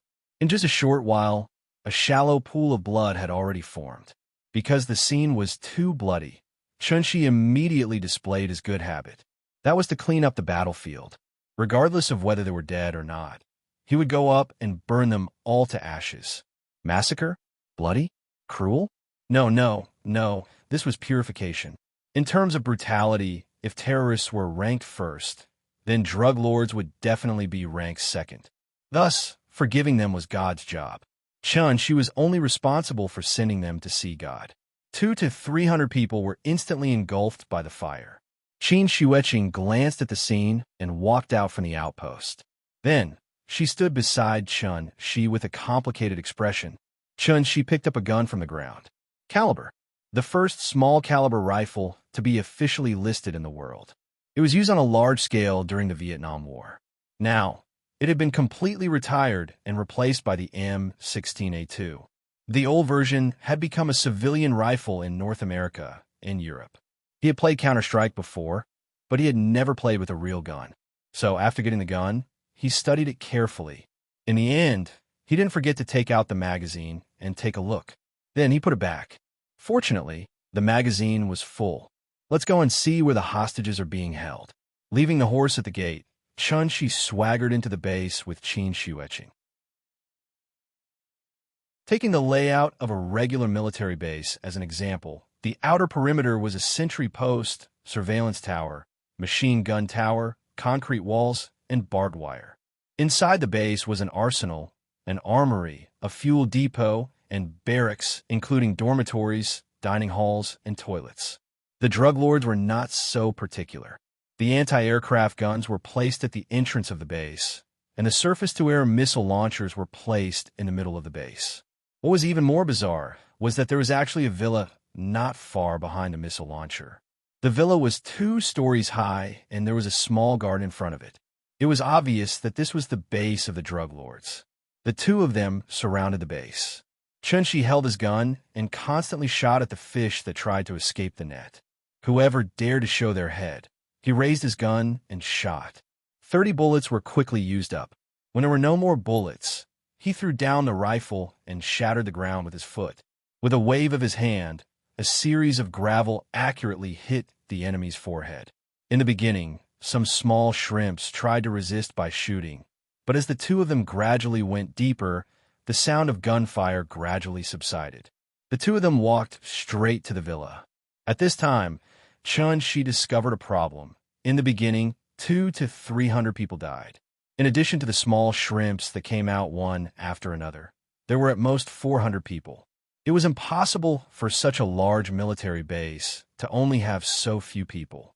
No matter how he thought about it, something felt wrong. Then, where were the people? Chun-Shi pondered as he pushed open the door of the villa with Qin Shueqing. This was a magnificent villa. If the floors were a little higher, it could almost be called a castle. The drug lords had no taste and were purely nouveau riche. Therefore, the decoration in the villa was very luxurious. There were all kinds of gorgeous and luxurious furnishings that could be considered dazzling. Among them, the most eye-catching was the bearskin carpet that could be seen as soon as they walked in. The villa was empty. There was no one in sight. The 2 of them looked at each other. When Chun-Shi was about to say something, a child suddenly appeared on the stairs on the 2nd floor. It was a Nanyang child who looked to be only 12 or 13 years old. His face was full of fear and timidity. In sharp contrast, the AK-74 in his arms was the stark contrast. As the most widely used automatic rifle in the world, the AK-47 was known as the world's king of guns. A total of 100 million units were produced. At least 53 countries purchased and fully equipped it. 5 countries even painted it on their national flags. This was the synonym for slaughter. So far, at least 20 million people had died under the muzzle of the AK-47. It was far more than the number of casualties caused by the 2 atomic bombs in Japan. The black barrel trembled slightly. The child seemed to be very afraid. Seeing this, Qin Shueqing could not help but be stunned. But in the moment when she was distracted, the child suddenly opened fire. The muzzle of the gun spat out tongues of fire. There was no fear on the child's face. There was only excitement and fanaticism. The recoil of the AK-47 was well known. However, because the child had been practicing for a long time, his hands were very steady. He stood on the stairs on the 2nd floor as if he had gone crazy. He laughed wildly as he sprayed bullets downwards. The bullets swept the table, the windows, the furniture, and instantly tore everything into pieces. The 30 bullets were quickly used up. When the child put down the gun and looked at his masterpiece proudly, he suddenly realized that although it was a mess downstairs, the 2 people stood there without moving at all. After sighing softly, Qin turned his head and said to Qin Shueqing helplessly, "The bullets fired from the gun of a 14-year-old child are as deadly as the bullets fired from the gun of a 40-year-old man, maybe even more deadly." Qin Shueqing heard this sentence before. It was from the King of War. However, when this scene happened in front of her eyes, she couldn't help but feel very complicated. Qin did not say anything else. With a wave of his hand, the bullets that stopped in front of them all turned around and then shot at the child on the stairs at a faster speed. The body was a child, but the heart was a demon, so can't stay. Originally, Qin came with the mentality of avenging his sister-in-law, but after being disturbed by this child, even he began to feel a little uncomfortable. The child was not wrong. It was the world that was wrong. Even a teenager was trained to be a demon that killed without batting an eyelid. This kind of behavior had completely infuriated him. After frowning and glancing at the stairs, Qin suddenly seemed to have noticed something. He quickly looked back at the door of the villa. Qin Shueqing saw his actions. While she was confused, Qin's figure had already disappeared from the hall.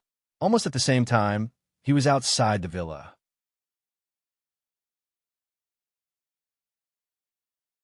Chapter 160. Missiles were divided into strategic missiles and tactical missiles. The Tau anti-tank missile was a tactical missile. It was produced and used in large quantities during the Cold War. It could be launched from vehicles or helicopters, or it could be carried by infantry. It was mainly used to attack hard targets, such as tanks, armored vehicles, bunkers, and artillery positions. The missile was 164 meters long. The diameter was 152 meters, and the total weight was 47 kilograms.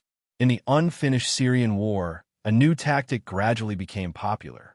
As long as they encountered a fortification that was easy to defend and difficult to attack, they would directly bombard it with a Tau missile and blow it up together with the fortification. Simple and convenient. Of course, this tactic was patented by the rich. The price of a Tau anti-tank missile was about $60,000, which was equivalent to 10 AK-47s plus 100,000 bullets, and it was also equivalent to a BMW 5 Series. It sounded like a lot, but for drug dealers, this small amount of money was nothing. When the Tau missile was just launched, its flying speed was only 65 meters per second, which was not as fast as a rocket launcher. But when the wings were unfolded and the propulsion device was activated, the flying speed would increase sharply and could exceed the speed of sound in a very short time. Because he was distracted by the child, Qin didn't notice the strangeness outside the house.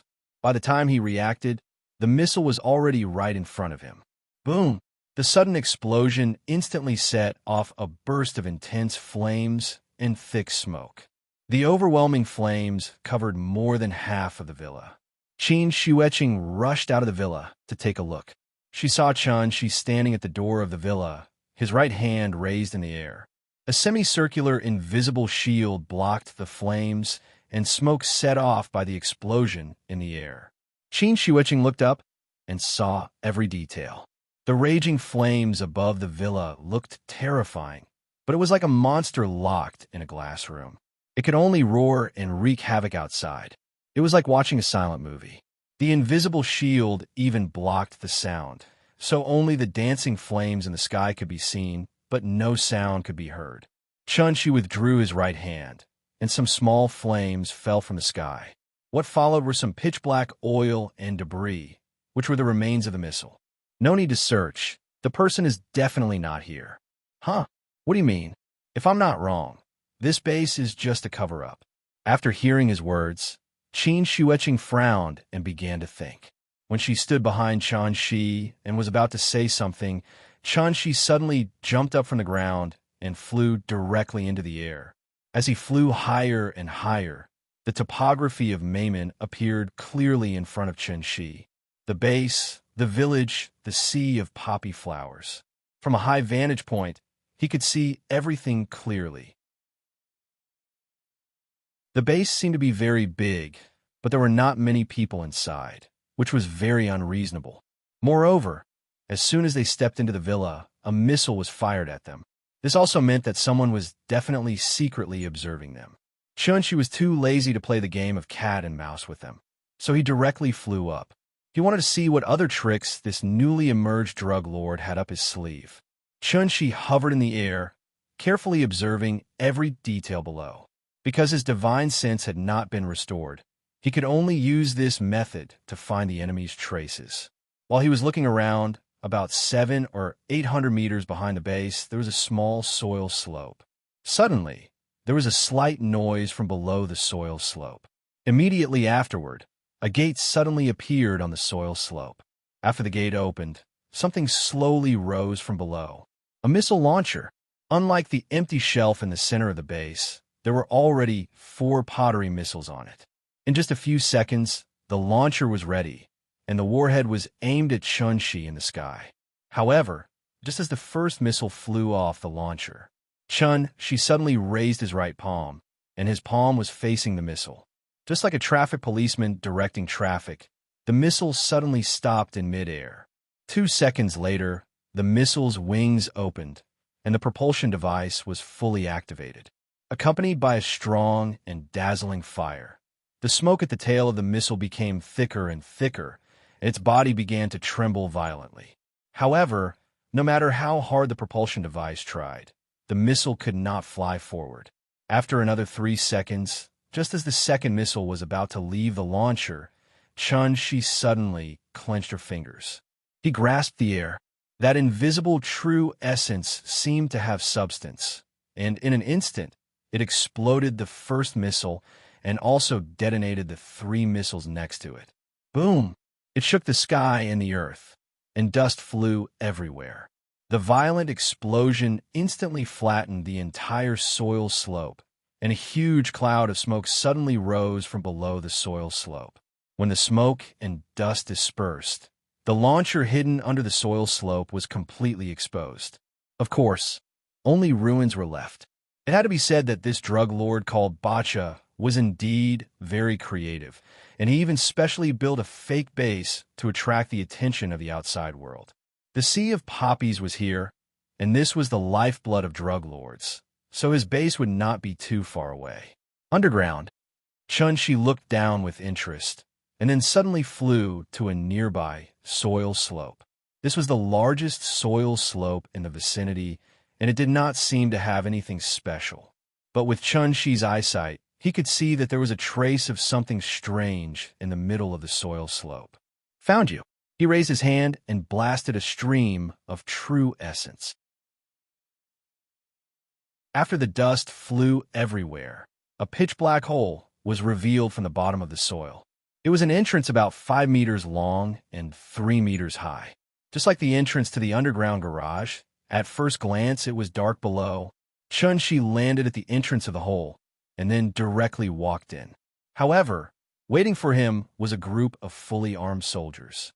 Intense gunshots suddenly rang out from underground, and the crazily gushing flames almost lit up the underground tunnel. A true essence barrier instantly appeared in front of Chun-Shi. Just like an umbrella, it blocked the bullets that rained down like a storm. All the bullets that flew in front of Chun-Shi strangely stopped in midair. In a short while, An iron wall made of bullets appeared in front of Chen-Shi.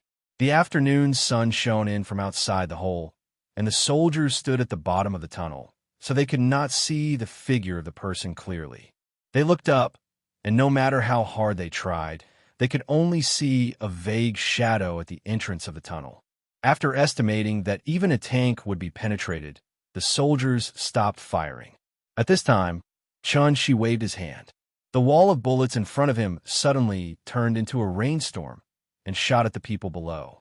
In an instant, the end of the tunnel became a hell on earth, and endless screams and wails echoed. Chen-Shi slowly walked down the tunnel. When he reached the bottom of the tunnel, there was no one alive. At this moment, he was the incarnation of the god of death.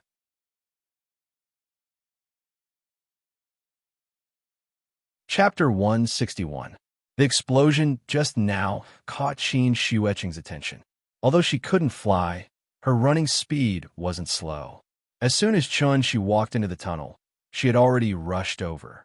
Martial artists were too weak in the face of modern weapons. It was fine if it was an assassination, but when it came to a large-scale confrontation like this, she could only hide in the back and cheer. After all, she couldn't compare to a non-human existence, right? So even if she didn't want to admit defeat, she could only obediently hide behind Chen-Shi and follow her cheap brother-in-law to sweep through everything. The underground base was about the size of 3 or 4 football fields, about the same size as the fake base outside. The height of the entire space was at least 4 or 5 stories high, and it didn't feel oppressive at all. There weren't many people in the fake base because everyone was hiding here. As far as the eye could see, rows of military tents were placed in the open space, and many workers in white coats and masks were constantly coming in and out of the tents. Although there were many ventilation devices, the entire underground space was filled with a sour smell. This was because the purification of drugs required acetic acid. How was this a military base? It was clearly a huge drug manufacturing factory. At the same time, it was also an inexhaustible natural treasury. After Chen-Shi killed the soldiers at the end of the tunnel, he stepped into the air and walked directly over the pile of corpses. Qin Xueqing didn't have his ability, so she could only jump into the open space on the opposite side. Then they were surrounded. With the two of them as the center, hundreds of fully armed soldiers fanned out and pointed their guns at them. However, this time, the other party seemed to have learned their lesson, so they didn't immediately attack. Chen-Shi glanced around. Wherever his gaze landed, the soldiers all retreated in fear. The originally slightly loose encirclement was expanded by his gaze just like that. Only one person didn't move. It was a middle-aged man with dark skin. He looked to be in his 40s and was about 1.8 meters tall. Compared to the Nanyang people around him, his height was like a crane in a flock of chickens. Respected Celestial, greetings. The middle-aged man's Chinese was much more standard than by Rongqing's. So Chen-Shi immediately frowned and asked, "Are you from Huaxia?" "No, I'm from Shan." "All right, as long as you're happy." Although he didn't want to admit it, most of the big drug lords in the Golden Triangle who wreaked havoc all over the world were actually Chinese. Even Kun Sa, who had almost unified the Golden Triangle, was from Dianzhou. This middle-aged man was Bacha, the leader of Meimen, a true warlord and drug lord. After hearing Chen-Shi's seemingly joking reply, Bacha immediately felt relieved. He quickly turned his head and gestured to the attendant beside him. Respected celestial being, there's an old saying in Huaxia that goes, "Those who don't know are not guilty." I didn't know of your existence before, so I offended you. Please forgive me. As he spoke, Bacha's entourage brought 2 people forward. They were Ning Zhonghua and Su Wei, whom he had not seen for a long time. And Mr. Chen. When Ning Zhonghua saw Chen-Shi, he was so excited that he almost couldn't speak. His complexion was yellowish and dark, and he had lost a lot of weight. The white shirt he was wearing had almost turned into a black shirt. Ning Zhonghua's expression was very emotional, but compared to Su Wei, it was a bit of a joke. After Su Wei saw Chen-Shi for the first time, he couldn't help but cry. He was considered a well-known business tycoon in Zhonghai, but at this moment, he was crying in front of thousands of people. It was easy to imagine what kind of grievances Su Wei had suffered. I'm sorry, the previous misunderstanding caused you two to suffer a lot. I would like to express my sincerest apologies to you two. I hope you don't take it to heart. While speaking, Bacha gestured for his men to untie them. As soon as the ropes were untied, Ning Zhonghua and Su Wei rushed behind Chen Shi. As for what Bacha said just now, they didn't hear a single word.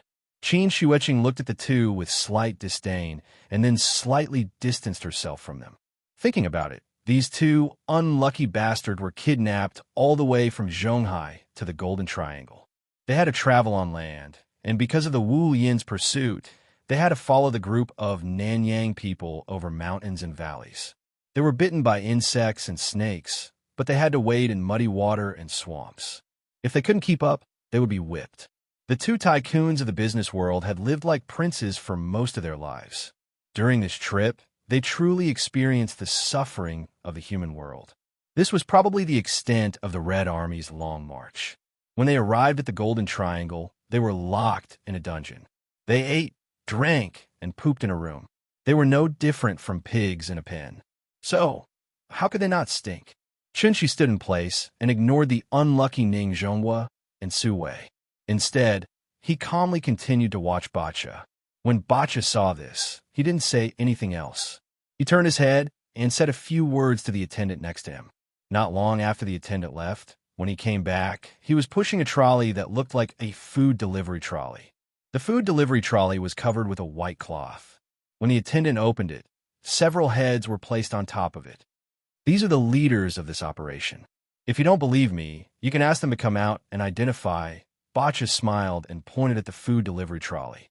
It looked a bit like a staff member selling snacks and fruits on a train. Chunshi finally saw the ruthlessness of a drug lord today. When the evil people in this world were truly ruthless, there was really no bottom line. After a deep sigh, Chunshi suddenly asked, "Just now you wanted to fight. Now you want to surrender? Are you so sure that I'll let you go?" No, I'm not sure." Bacha shook his head and said calmly, "I didn't know that you were a celestial being, so I dared to offend you. Now that I know, I naturally have to change the way to solve the problem." "Solve the problem? How? With the people behind you?" After saying this, Chunshi once again scanned the surroundings. As far as his eyes could see, the soldiers all retreated. At this moment, he was like Zhang Fei at the Changban slope. His roar scared Xia Hojie to death, and he alone forced the millions of Chao soldiers to retreat. After seeing his inhuman methods, the morale of the soldiers fell to the bottom. Because they weren't facing a human at all, how could they fight? However, Bacha seemed to have already expected Chunshi's reaction. So after hearing Chunshi's words, he didn't panic at all. Instead, as if he was making an introduction, he calmly said, "When I first built this underground base, I already buried 5,000 tons of explosives. 5,000 tons of explosives was equivalent to 8,000 Tomahawk missiles, which was also equivalent to a quarter of the Hiroshima and nuclear explosion." And this was his trump card.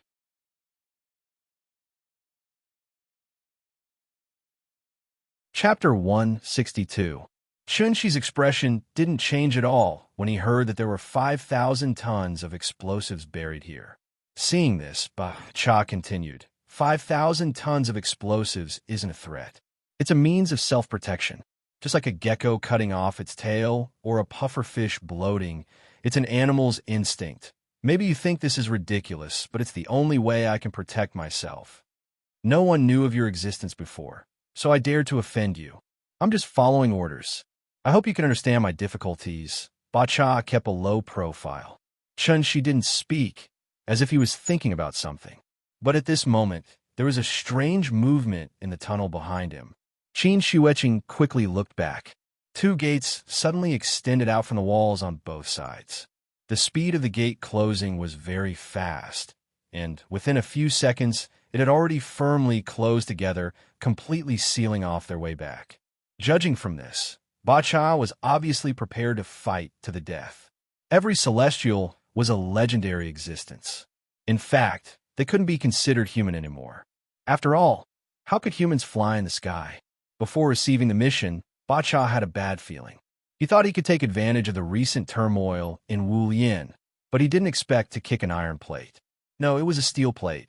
Although a great grandmaster in the aura state could control objects with chi, this kind of celestial being who could pinch and explode missiles in the air could not even break the aura shield when faced with the suppressive firepower of a reinforced company, and could even shoot back all the bullets. Ba Cha was completely out of ideas. Since he couldn't beat them, he could only fight to the death. Anyway, a celestial's life was much more valuable than an ant's life.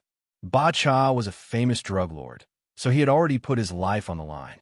So after he made up his mind, a faint smile appeared on his face, as if victory was already in his hands.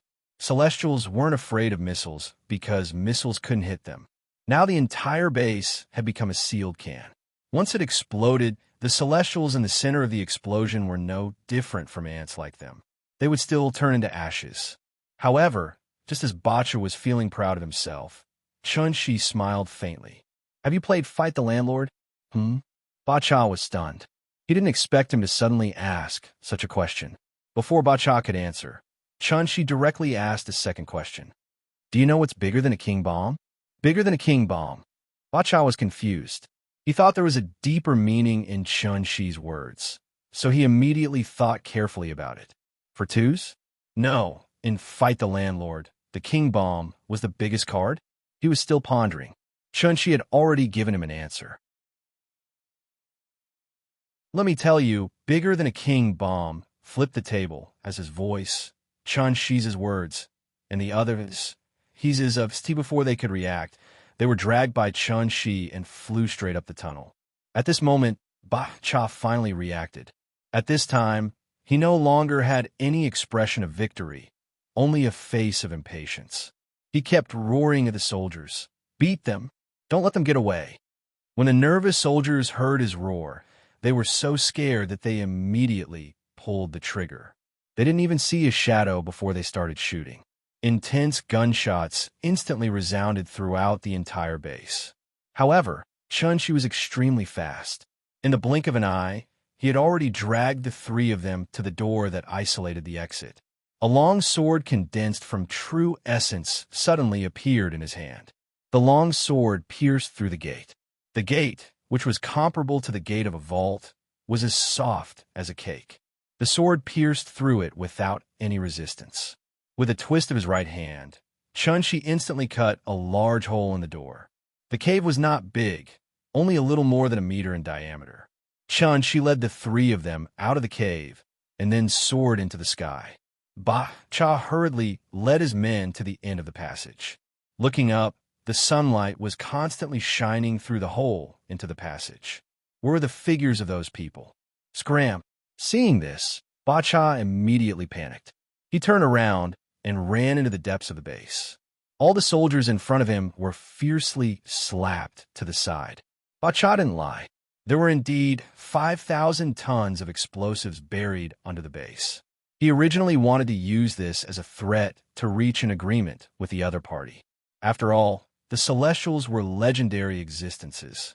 Their status determined that they couldn't be people who would go back on their words. Once the other party agreed to an agreement, the next step would be easy to discuss. He used his trump card, not because he didn't want to live, but because he had no other choice. Retreating in order to advance, trading life for life. The effective killing radius of 5,000 tons of explosives was about 160 meters. It sounded very small, but it had to be known that this was only the direct killing range of the explosion. The explosion would also cause a shockwave, and this shockwave would have a killing radius of 1 kilometer. In other words, once the 5,000 tons of explosives exploded, with the base as the center, a radius of 1 kilometer would be a dangerous area. The other party threw out a sentence that didn't make any sense, then turned around and ran. No matter how stupid Ba Cha was, he understood the other party's intention. Flip the table, explosives. He wanted to blow up the base. Although the base was filled with explosives, it couldn't be detonated without a detonator. After all, the other party was a celestial. Who knew if he had some mysterious means like the boss? Ba Cha didn't dare to gamble. So his first reaction was to run, as far as he could. Old Dog tied the horse to the side, then sat on a rock and smoked in boredom. He had heard the explosion just now, so he couldn't help but sigh. Those two young people were indeed Wu Lian. They broke into the Golden Triangle alone and started a fight just because of a disagreement. Judging from the noise just now, they probably blew up some building. Old Dog wasn't in a hurry to go home this time. Because they did have some ability, maybe they wanted to cause a disturbance first, then take action. In that case, he would wait until it was dark. If they still didn't come out when it was dark, then don't blame him for running away. He couldn't stay in Maoping Village anymore. After going back this time, it was best to hide in Yuebe for a while. Just as Old Dog was thinking about his next plan, he suddenly heard a noise coming from the hillside, not far away. He turned his head and saw that it was the woman just now. The woman and two middle-aged men. Looking at their unlucky faces, Old Dog knew that they must be the hostages that had just been rescued. Oh, rescued? Old Dog stood up and greeted Qin Xueqing with a smile. Qin Xueqing didn't talk nonsense with him. Before she walked down the hillside, she said to him directly, "Let them get on the horses. We have to leave here quickly." Old Dog's face changed when he heard that. He hurriedly asked, "Have Ba Cha's men caught up with us?" Qin Xueqing ignored him and signaled Ning Zhonghua and Su Wei to get on the horse. Then, she started to run along the road they came from. "Hey, wait for us!" Ning Zhonghua and Su Wei were too slow. After Old Dog pushed them onto the horse, he led the horse and quickly chased after them. The few of them ran wildly on the mountain road. But after running for a few minutes, a light suddenly exploded, followed by a violent vibration behind them. Old Dog was surprised and couldn't help but look back.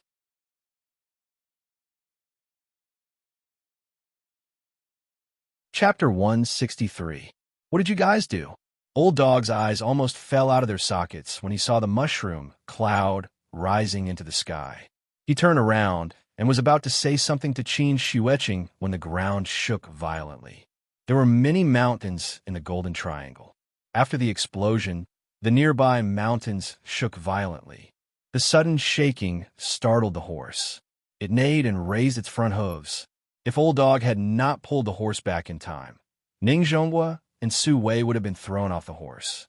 The explosion happened underground.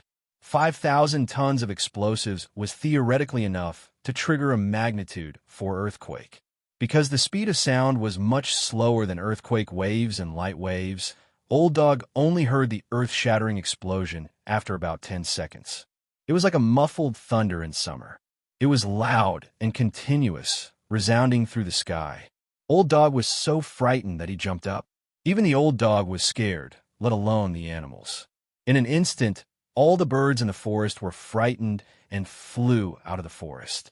They covered the sky and the earth, even blocking the sunlight. The birds flapped their wings. It was as if it was raining. The horse whined and raised its hooves to gallop away. Old Dog was not paying attention, and the reins slipped out of his hands. The horse rushed forward with Ning Zhonghua and Su Wei on it. Ning Zhonghua hugged the horse's neck tightly, while Su Wei hugged Ning Zhonghua's waist tightly. The two unlucky fellows sat on the horse's back, shouting for help as they were carried away by the horse. The tremor lasted for about a minute. Unlike when they came, the four of them were running all the way back. So after a while, they returned to the small village from which they came. Because of the big explosion just now, the villagers in the village were so frightened that they all ran out. The adults and children were all gathered together, chattering about something that no one knew what. Qin Xueqing saw Chun. She's standing in the sea of poppy flowers at a glance. He seemed to be thinking about something. Qin Xueqing came close behind him. After pondering for a moment, she suddenly asked, "You want to destroy these things?"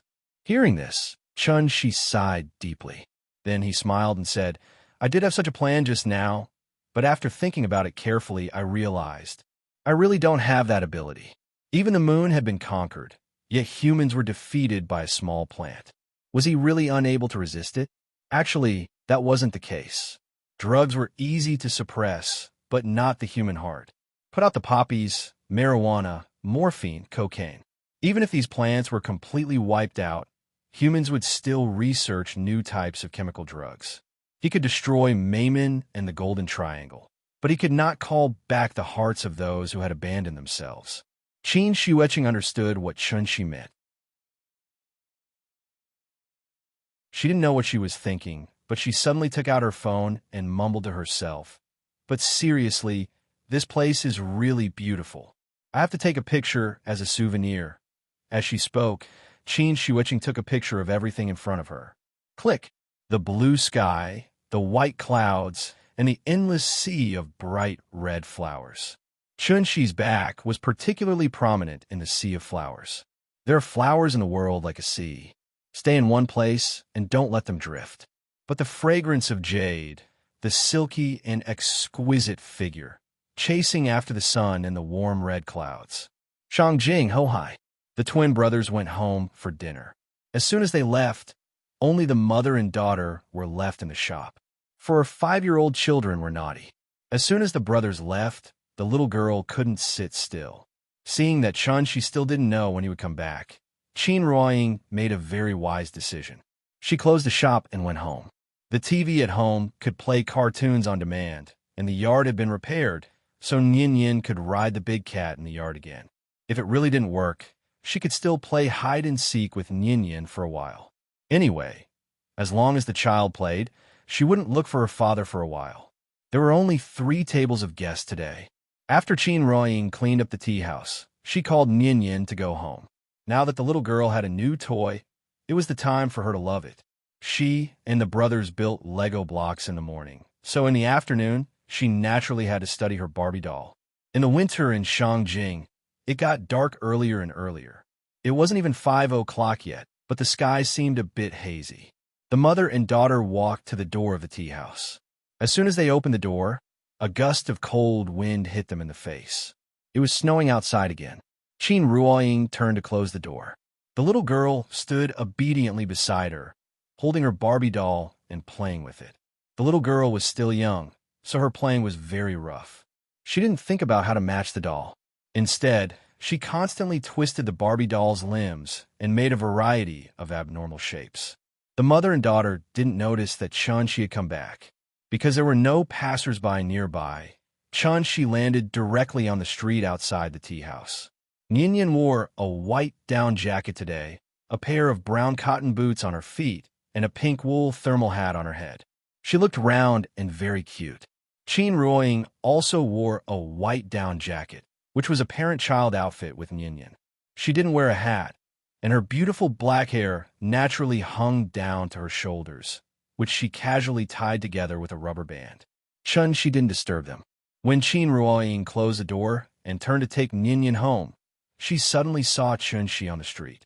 It seemed that she was startled by the sudden appearance of Chunxi.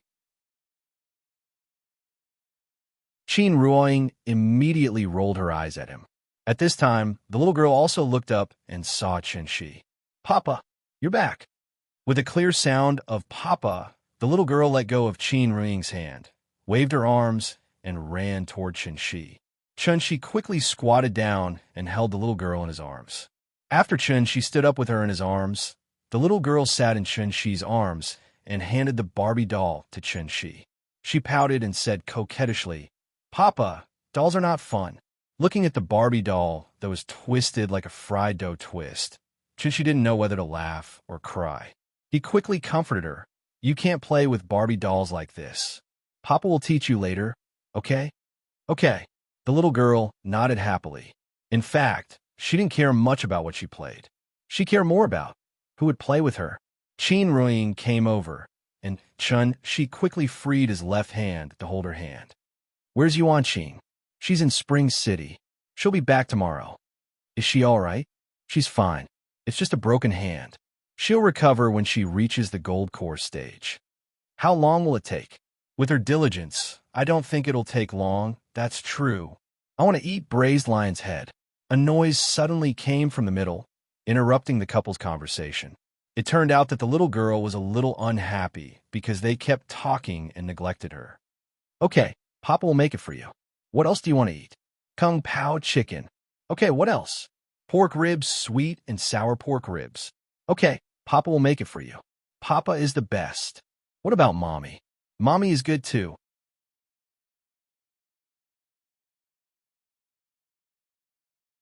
Chapter 164. Life went back to its normal routine. The couple spent all day around the little girl, and the little girl was clamoring to go to the tea house every day. The reason why she insisted on going to the tea house every day was because she wanted to play with the twins. Therefore, the tea house by Hohai Lakeside opened punctually every day, even though business wasn't good.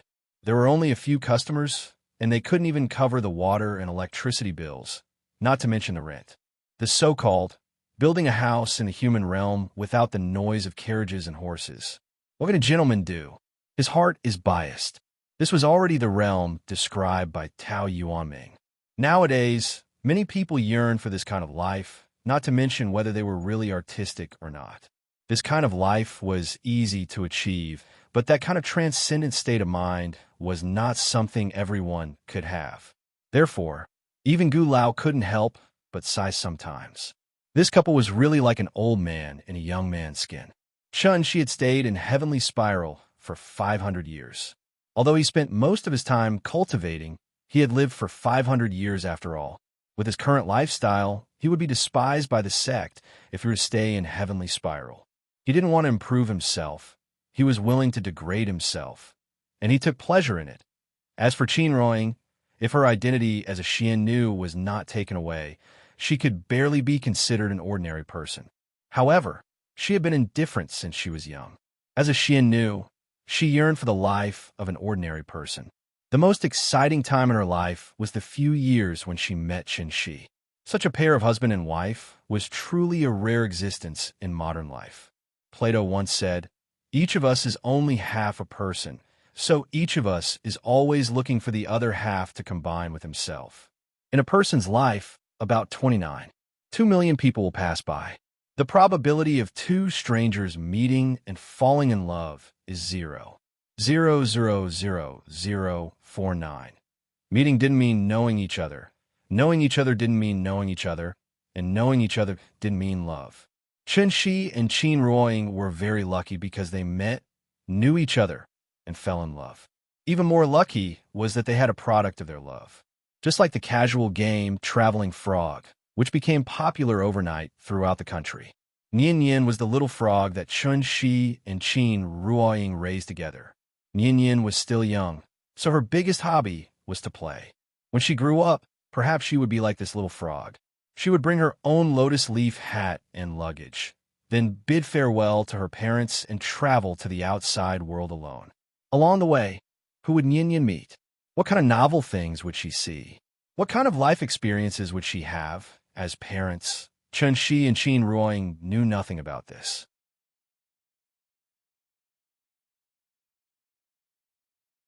Then you go and put on your shoes. When you're done, we'll go out. Okay. The little girl ran back to put on her shoes. Qin Shi's cooking was much better than KFC's, and the little girl was just looking for something new. Qin Ruoying naturally didn't have any objections to eating a meal once in a while, so she let it be. The tea house closed early again.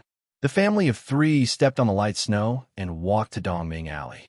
When they passed by the courtyard, Qin Shi suddenly asked Qin Ruoying to wait for him, and then ran into the courtyard like a wisp of smoke. After waiting for a while, Qin Shi came out again. When Qin Ruoying saw his secretive look, she knew that he must be up to something again. Thus, she looked at him with a faint smile, waiting for him to explain himself. Seeing this, Qin Shi didn't hide anything and immediately took out two things from behind her. Dang, dang, dang. When Qin Ruoying saw it, she suddenly did not know whether to laugh or cry. Qin Shi held the household register in his hand, one for her and the other for Qin Shi and Yin Yin. After seeing the household register, Qin Ruoying understood what he wanted to do. So she asked with a smile, "Do you still care about these things?" Of course, we have a child illegally living together, so we have to make up for it. At this time, the little girl grabbed the household register in Qin Shi's hand and then curiously turned it over. "Papa, what is this?" She did not know how to read, so she pointed to the 5 characters on it and asked, "Household register. Come on, Papa will teach you how to read." Holding the little girl in his arms, Qin Shi pointed to the Chinese characters on the household register and taught her to read. The family of 3 walked out of the alley. When they were about to walk out of the alley, Qin Ruiying suddenly could not help looking back at the familiar alley. In a trance, she seemed to have returned to the past. At that time, she would walk through this alley every day. But at that time, she did not think.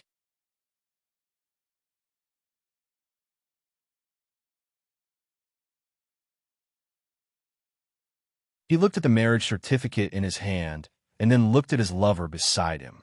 Even the look in his eyes was slightly different. She wanted to show the marriage certificate to Qin Ruiying, but the little girl in her arms snatched it away. The little fellow looked at her parents in the photo and giggled for a while. Then, she suddenly stopped smiling and pouted at Qin. "Papa, why am I not in the photo?" Without waiting for Qin to reply, she seemed to have thought of something and immediately shouted, "Family portrait! Family portrait! I want to be in there too." This was a public place. Besides those who were preparing to get married, there were also those who were preparing to get divorced. Many people were already in a bad mood, so when they heard her words, their faces immediately darkened. "Shoo, you can't be loud in public." Qin Ruiying quickly stopped the little fellow. Showing affection in this place was simply rubbing salt on other people's wounds, so it was better to restrain herself. In order to meet the little fellow's request, the couple quickly took her to a corner, and then she took out his mobile phone. Click! The couple leaned close to each other. The little fellow sat in the middle of them, holding her little face with both hands and sticking out her little tongue to make a face.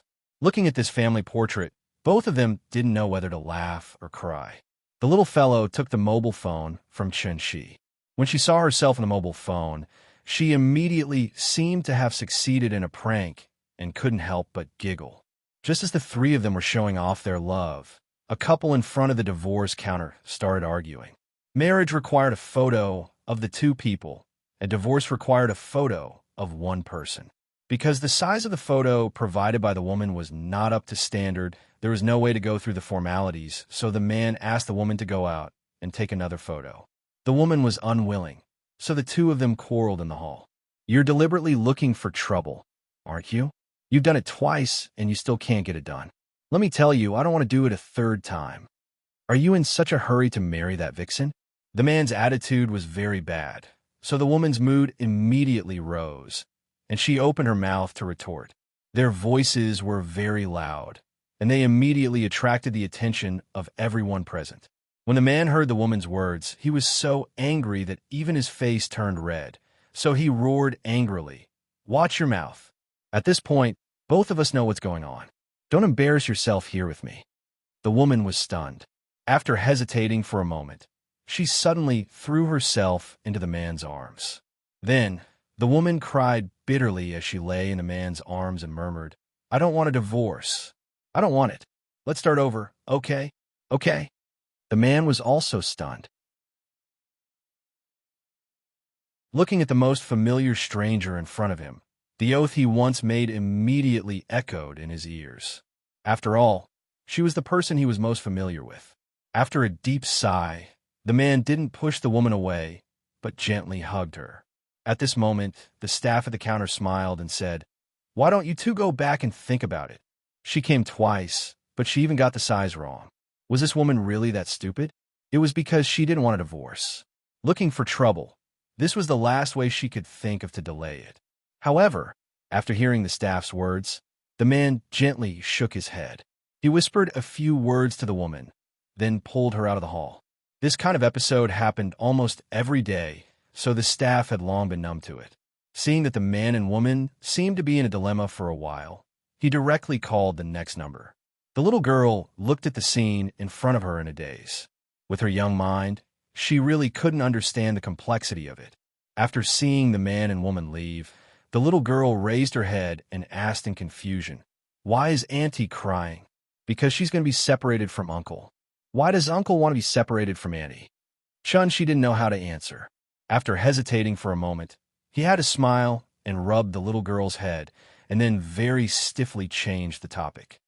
"Come, let Dad hug you and let Mom rest. We're done with our business. Now I'll take you to eat KFC. Are you happy?" "Yes." As soon as she heard about KFC, the little girl fell into the trap. After obediently climbing into Chun-Shi's arms, She began to talk about what she wanted to eat later. Then, under the envious eyes of many people, Chun-Shi held the little girl in one hand and Qin Ruoying in the other hand, and slowly walked out of the marriage registration office. Marriage was like a carved ship. It depended on how you appreciated it and how you steered it. If you were wise, even if you didn't know your lover before marriage, you could be respectful to your lover after marriage.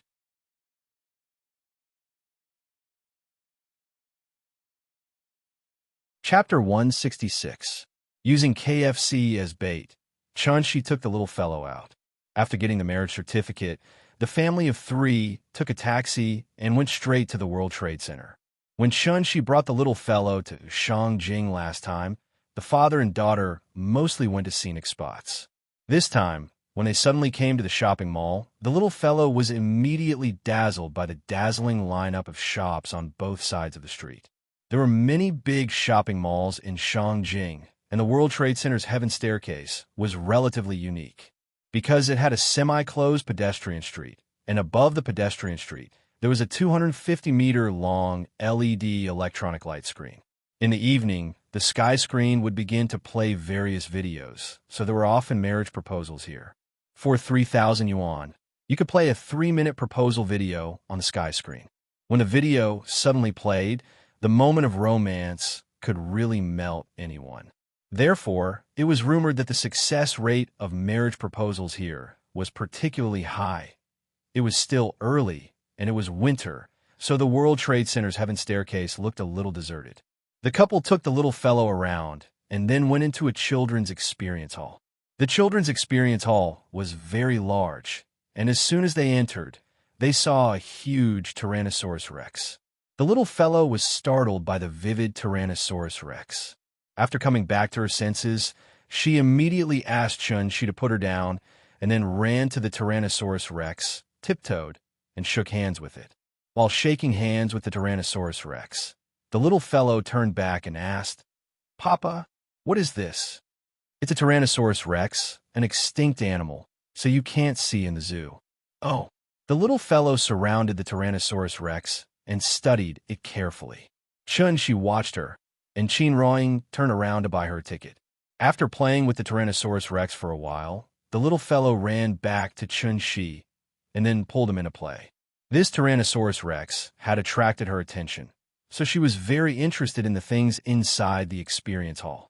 The floor of the children's experience hall was cushioned, so shoes could not be worn in. After changing shoes, the family of three walked into the entertainment area. After entering the door, there was a large sand pit. The sand was carefully selected fine sand. The little fellow changed into her boots and jumped in directly. In the sand pit, there was an excavator toy that was especially popular in the past 2 years.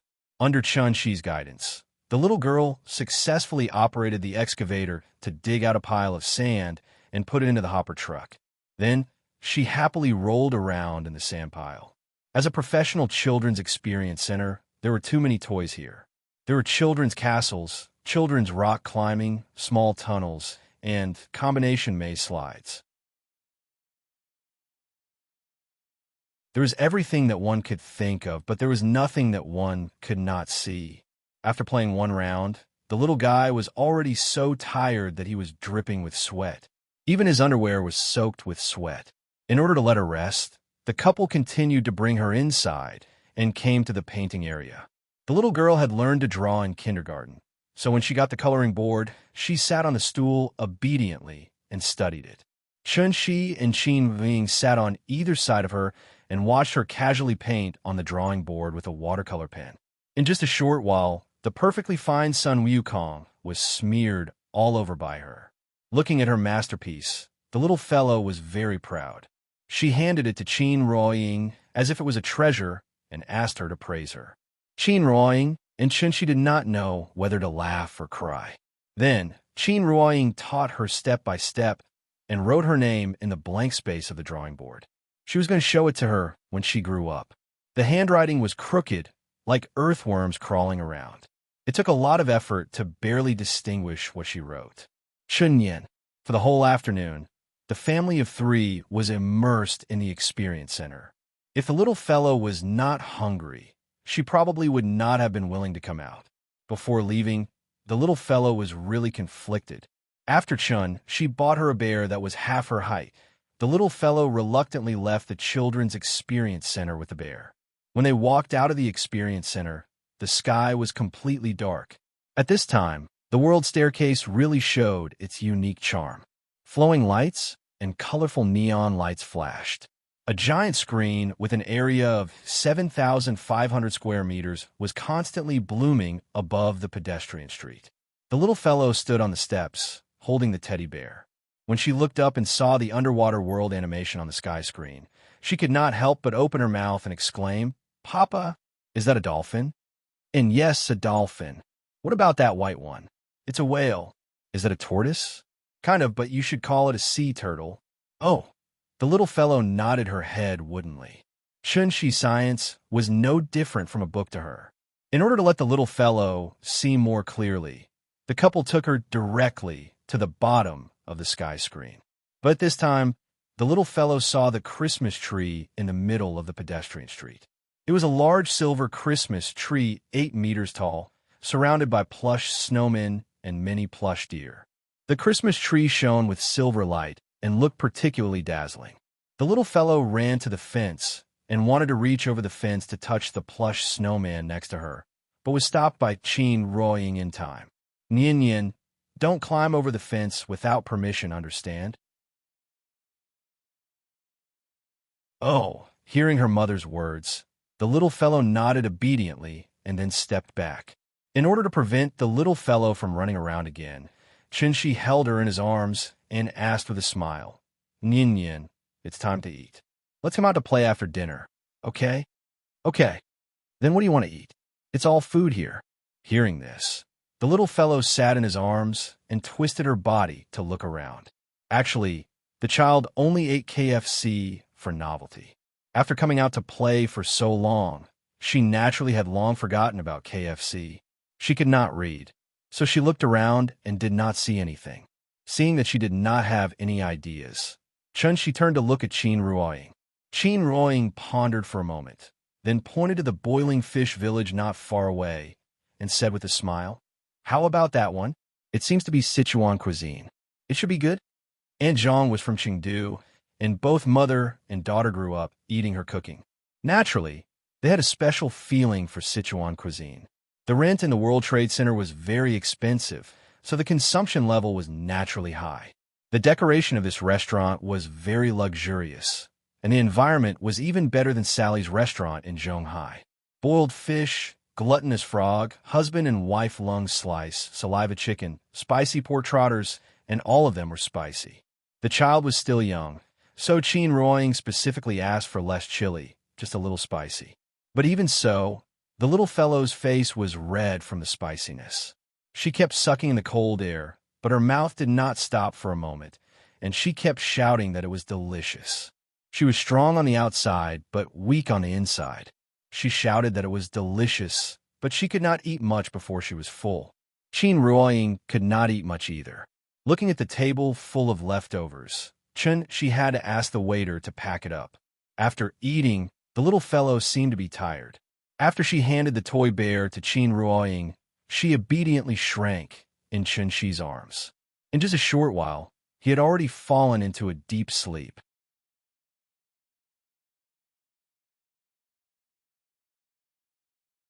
Chapter 167.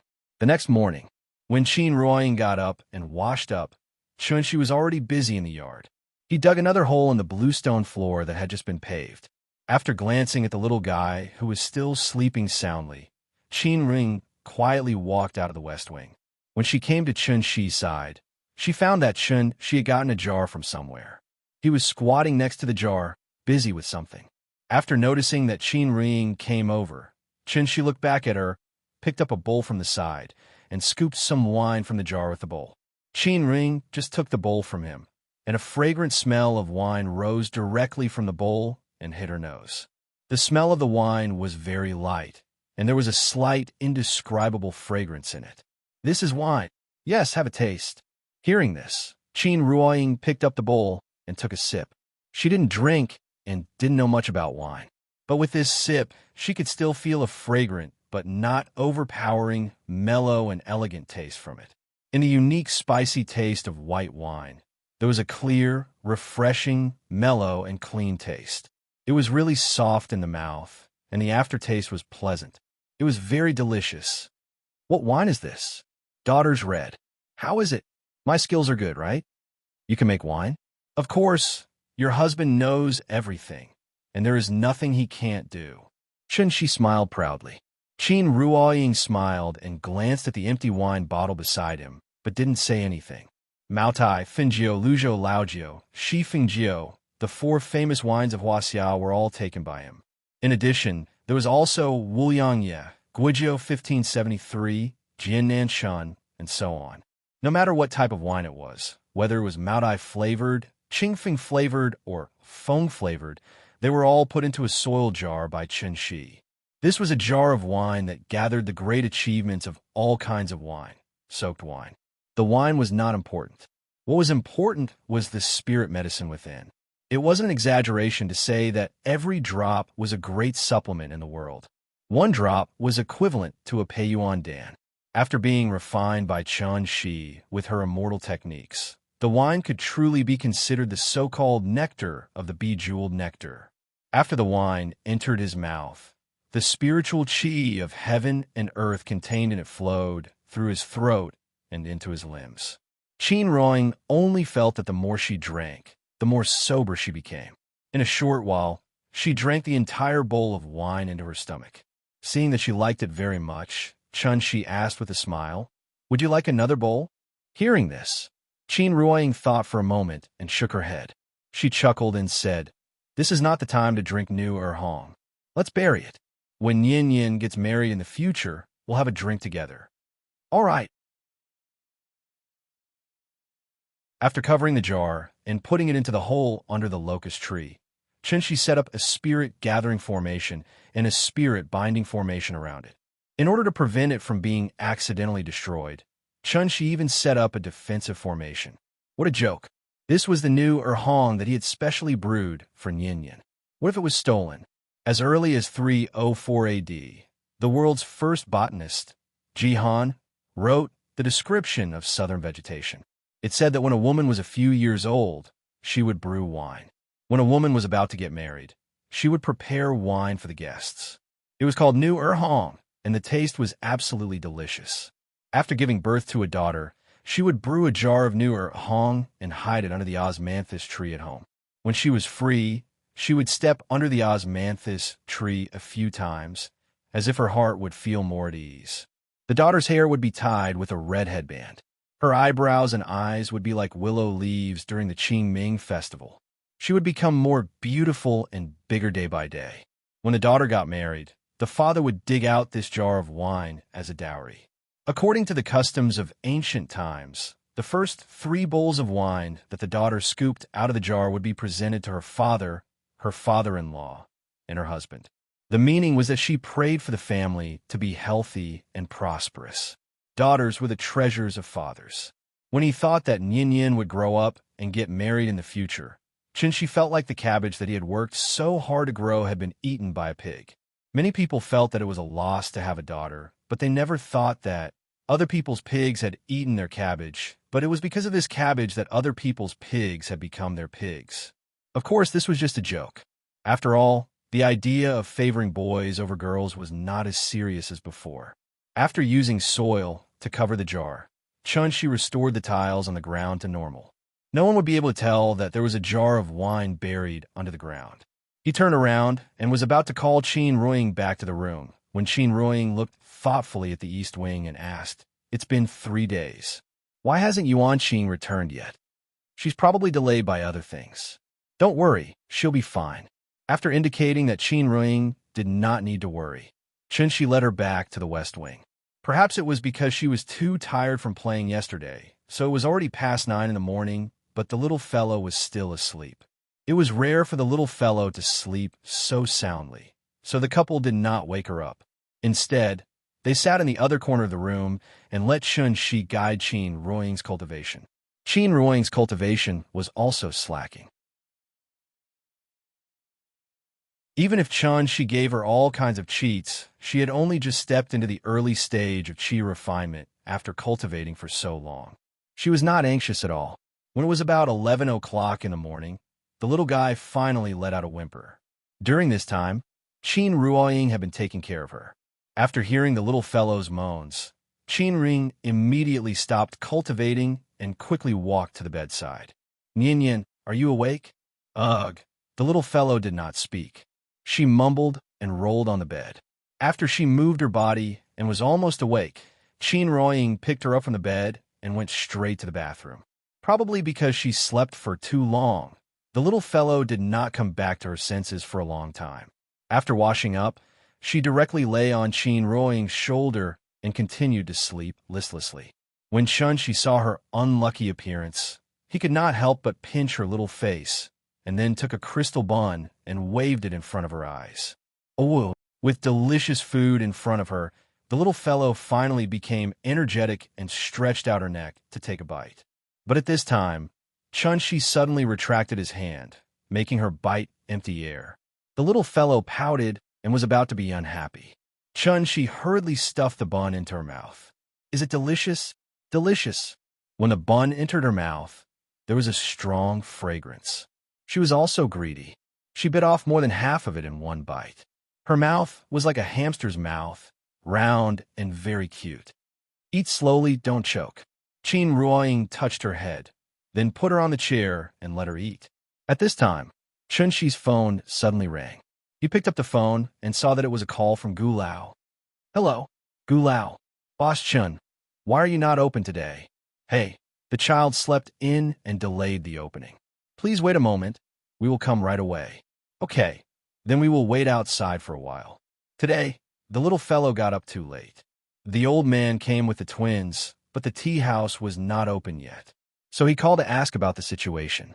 Chun-Shi thought that it was not good to let the old man and the children stand outside in the cold wind on this cold day. So he left to open the door for them. The retired old man's life was indeed very leisurely. Basically, he would come and have a cup of tea when he had nothing to do. It was not that the tea was delicious, but because the children could find something to play here. He did not have to worry about them, so he was happy to be leisurely.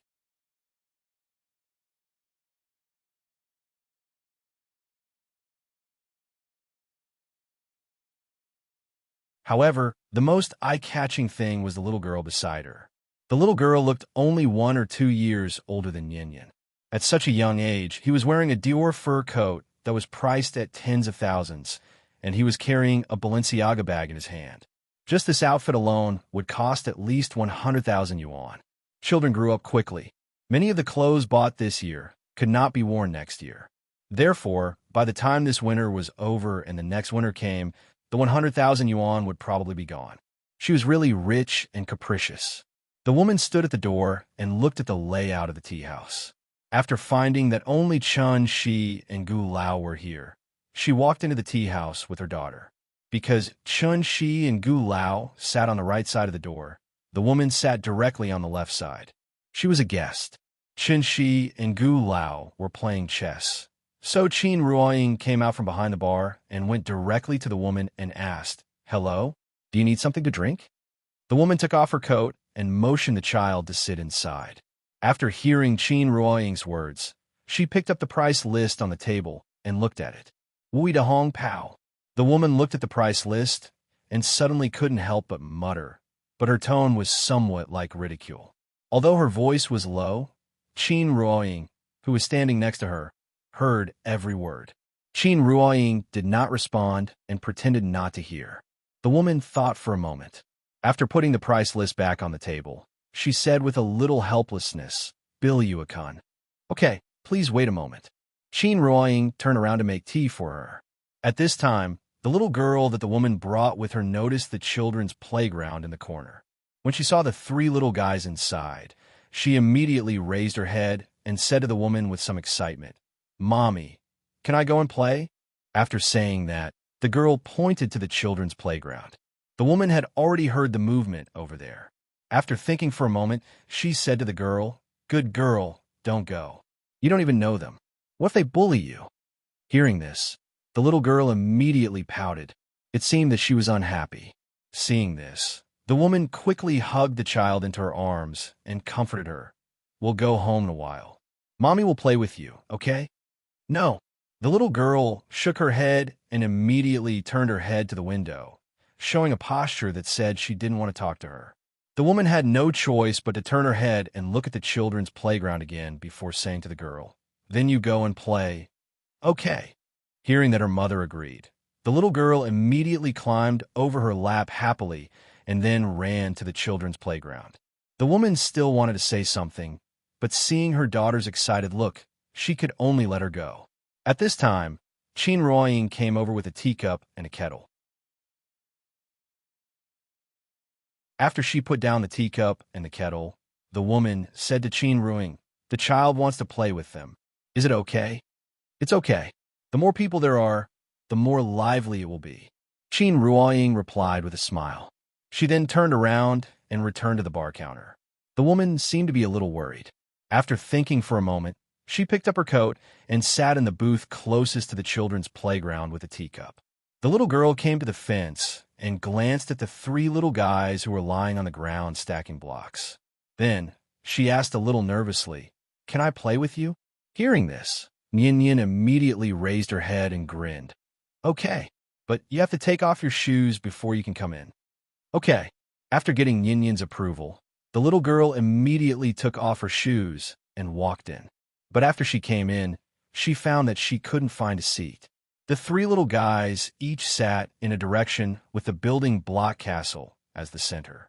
The two brothers were lying on the ground with their buttocks raised high, so they took up a lot of space, making it impossible for her to squeeze in. Seeing this, the little guy immediately patted the two brothers, indicating that they should make room for her. "You guys make way. There's no space." The two brothers were thinking about how to arrange the castle's gate. Hearing the little guy's words, they finally came back to their senses and quickly squeezed out a seat for the little girl. After the little girl sat down, the little guy, as the host, immediately took out a pile of building blocks and placed them in front of her. "My name is Chun Yin. You can call me Yin Yin."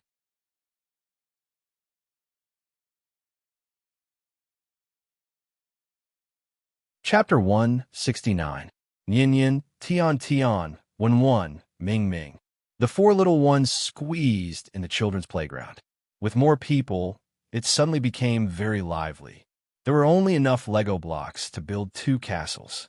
Originally, the two brothers would have one set, and Yin Yin would have one set. After Tian Tian came, the little one gave her half, but this made it impossible for her to build a complete castle. Tian Tian seemed to have never played with Lego blocks before. She was so clumsy that she could not even build a house. When the little one saw this, she immediately went to her side and stretched out her hand to command, "You should put this here, put this here, here, and here." Under the little one's command, a small castle finally slowly appeared in front of Tian Tian. In order to make Tian Tian happy, the little one even dismantled her half-built castle and gave all the Lego blocks to her.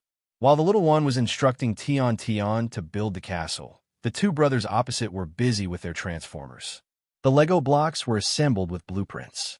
Although the brothers did not understand the blueprints, this did not hinder their work.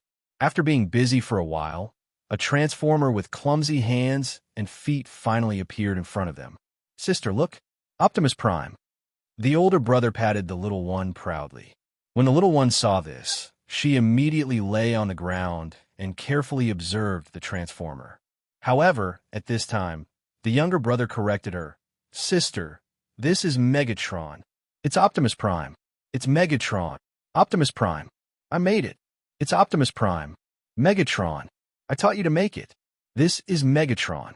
The two brothers almost fought over the naming rights of the Transformers. When the little one saw this, she immediately shouted, "Stop arguing. This is a gorilla." She had never seen a Transformer before, so she did not know what Optimus Prime and Decepticon were. The big guy in front of her looked no different from the gorillas she saw in the zoo before, so she decided to name this model. Gorilla is better than Megatron, better than Optimus Prime. It was impossible for the twins not to bicker. The little fellow was too lazy to pay attention to them. Instead, She climbed to the gorilla's side and began to use her imagination. She picked up the building blocks and kept adding things to the gorilla. Seeing this, the two brothers were also unwilling to fall behind. They picked up the building blocks one after another and covered it with them. The three little fellows went back and forth, and in just a short while, they formed a completely indescribable monster. Looking at their masterpiece, the three of them couldn't help but laugh out loud. Tian glanced at them, then lowered her head to look at the castle in front of her. Then, for some reason, she suddenly reached out and pushed down the castle that she had painstakingly built. Because the castle made of Lego bricks was not so easily damaged, she used both hands and tore the castle into pieces in a short while. The three little fellows were stunned. After she tore down the castle, the little fellow seemed to have returned to her senses. She asked curiously, "You don't like castles?" "I don't." After saying that, Tian threw the building blocks in her hand, directly hitting the two brothers' mutant gorillas. The building blocks hit the gorilla and then bounced onto the mat. The little fellow looked down at the building blocks that she threw out. After pondering for a while, she sat up and said to the two brothers, "Let's play marbles?" The two brothers had no objections, so they immediately nodded and said, "Okay." Because they often came here to play, they put all the marbles here. After hearing the little fellow's words, the two brothers eagerly found a box of marbles in the corner. At this time, the little fellow looked at Tian and asked, "Do you know how to play marbles?" Tian shook her head. Seeing this, the little fellow introduced the rules of the game to her. After many days of research, the rules of the marbles game had been comprehensively upgraded. Using the building blocks, the three little fellows invented a game similar to billiards. First, they used the building blocks to circle an area as a field. Then each person put 3 marbles in the field. In front of them would be a goal made of building blocks. As long as they used the mother bullet to knock the opponent's marble into the goal, even if they scored 1 point, they could still win the marble. Whoever lost all their marbles first would lose the game. Tian had never seen this kind of game, so she was immediately attracted to it. There was a standard posture for playing marbles. Using the index finger to circle the marbles and the thumb to push outward, the marbles would fly fast and accurately. After teaching Tian the posture, the 4 people began the game of marbles. Ever since the little fellow learned how to play marbles, she had always been the biggest winner. It was not that her skills were superior, but because the 2 brothers would always argue first and use all their skills to defeat each other, so the little fellow always got a big advantage. Now, the 2 brothers were arguing again. The older brother took the lead and directly hit the younger brother's marbles to the side of the goal, almost hitting the target. Seeing this, the little fellow decisively chose to hit the younger brother's marbles directly into the goal, and she was the first to get a point. It was Tian's turn. She looked left and right and chose the marbles that looked easier to hit the older brother. After looking for a while, Tian hit the marbles in her hand. Unfortunately, her skills were too poor, so the marbles that looked easy to hit missed because she missed the opportunity. The older brother escaped and immediately counterattacked with a laugh, immediately hitting Tian's marbles. Although he did not hit the target, he hit Tian's marbles to the side of the goal. The younger brother was also a veteran, so he naturally would not miss such a good opportunity. So he decisively chose to put down the grudge between him and his older brother and turned to attack Tian. Tian's marbles were successfully pocketed by him. Seeing that she had inexplicably lost the marbles, Tian immediately pouted. Unfortunately, her skills were too poor, and she always missed when she wanted to counterattack. The game continued. In a short while, the little fellow each got a marbles from the 2 brothers, and the 2 brothers each got a marbles from Tian. On the field, Ninian still had 3 marbles. The brothers had 2 each, and the unlucky Tian only had 1 left. Seeing that Tian seemed to be a little unhappy, the little fellow put one of her marbles in front of her and said to her, "You just played. This is for you." Hearing this, Tian frowned and immediately returned the marbles to the little fellow, then pouted and said, "I don't want it. I want to win it back myself." After saying that, she picked up the marbles and seriously aimed at them. Looking at her, it seemed that she wanted to rely on her own strength to win back the marbles. Seeing that she did not want it, the little fellow did not care about her anymore. She lay on the ground and began to compete with the two brothers again. Tian was a newbie, so the two brothers did not hit her last marbles again, but fought with each other. However, when the little fellow hit another marbles, the older brother could not help but panic, because he only had one marbles left. The older brother looked at the field and found that Tian's marbles were the easiest to hit, so he directly aimed at Tian's marbles. After all, he was about to be eliminated, so he naturally did not want to be modest to the newbie. Ping! The marbles collided with each other, making a crisp sound. Immediately after that, Tian's last marbles were hit into the goal. "I hit it. Mine. This one is mine." The older brother sat up excitedly. However, just as he was about to reach out to pick up the marbles in front of Tian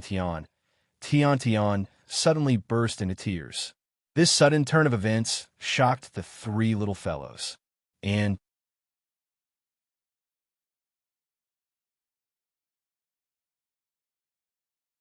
Chapter 170. Tian's sudden cry shocked everyone.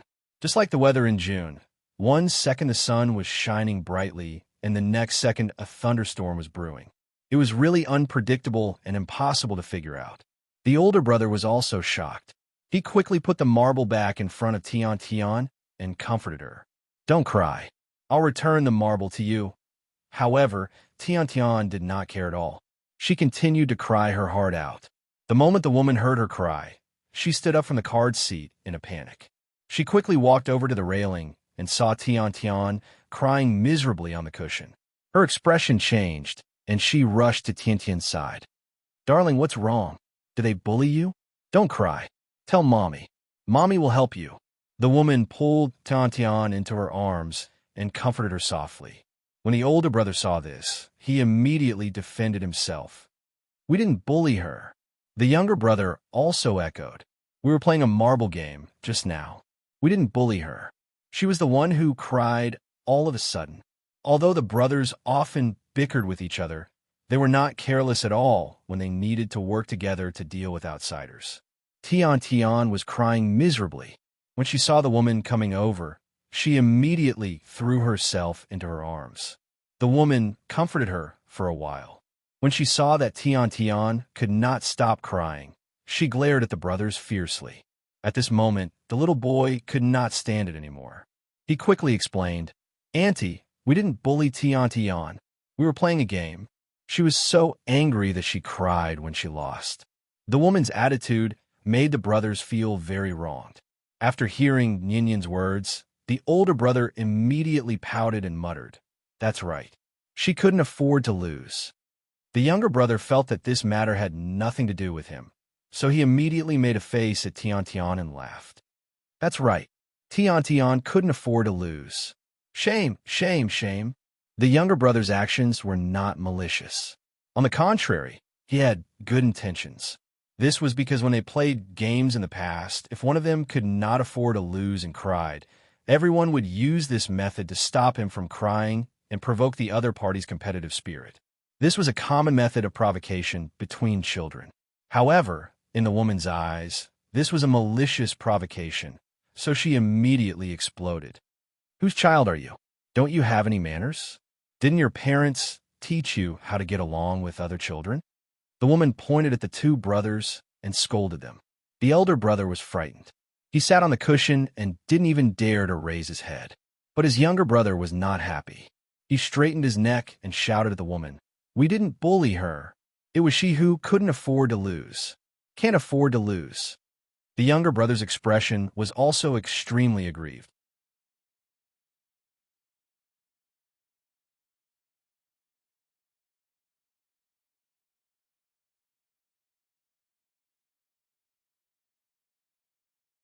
Chapter 171. Gu Lao was sitting in the booth with a smile.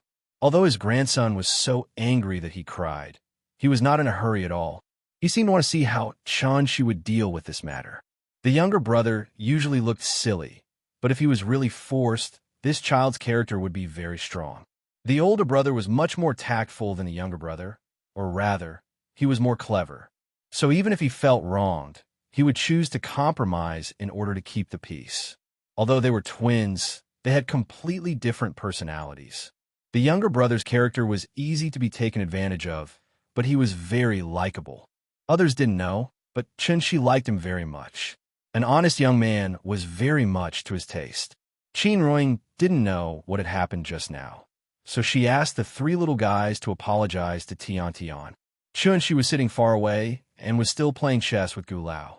But with his five senses, how could he not know what was going on between these little fellows? It was all because of that woman's pampering that she raised a spoiled little princess. She had been surrounded by the whole world since she was a child. She would lose her temper if she was slightly neglected, not to mention that the two brothers had won 3 marbles from her. Although she was a newbie, she didn't have the awareness of a newbie. It was good to be competitive, but it was bad to have no self-awareness. She cried at the slightest thing and lost her temper at the slightest dissatisfaction. Even Yin Yin was not as delicate as her. Of course, Tian Tian couldn't be blamed for this. She could only blame her mother, who always held her in the palm of her hand. It was just a small matter, but she, as a parent, had to get involved. Suddenly, the nature of the whole thing changed. The younger brother was very reluctant to go. When he saw Chun-Shi carrying him to the children's playground, he immediately became excited. "Let go of me. I won't go down. I want Grandpa."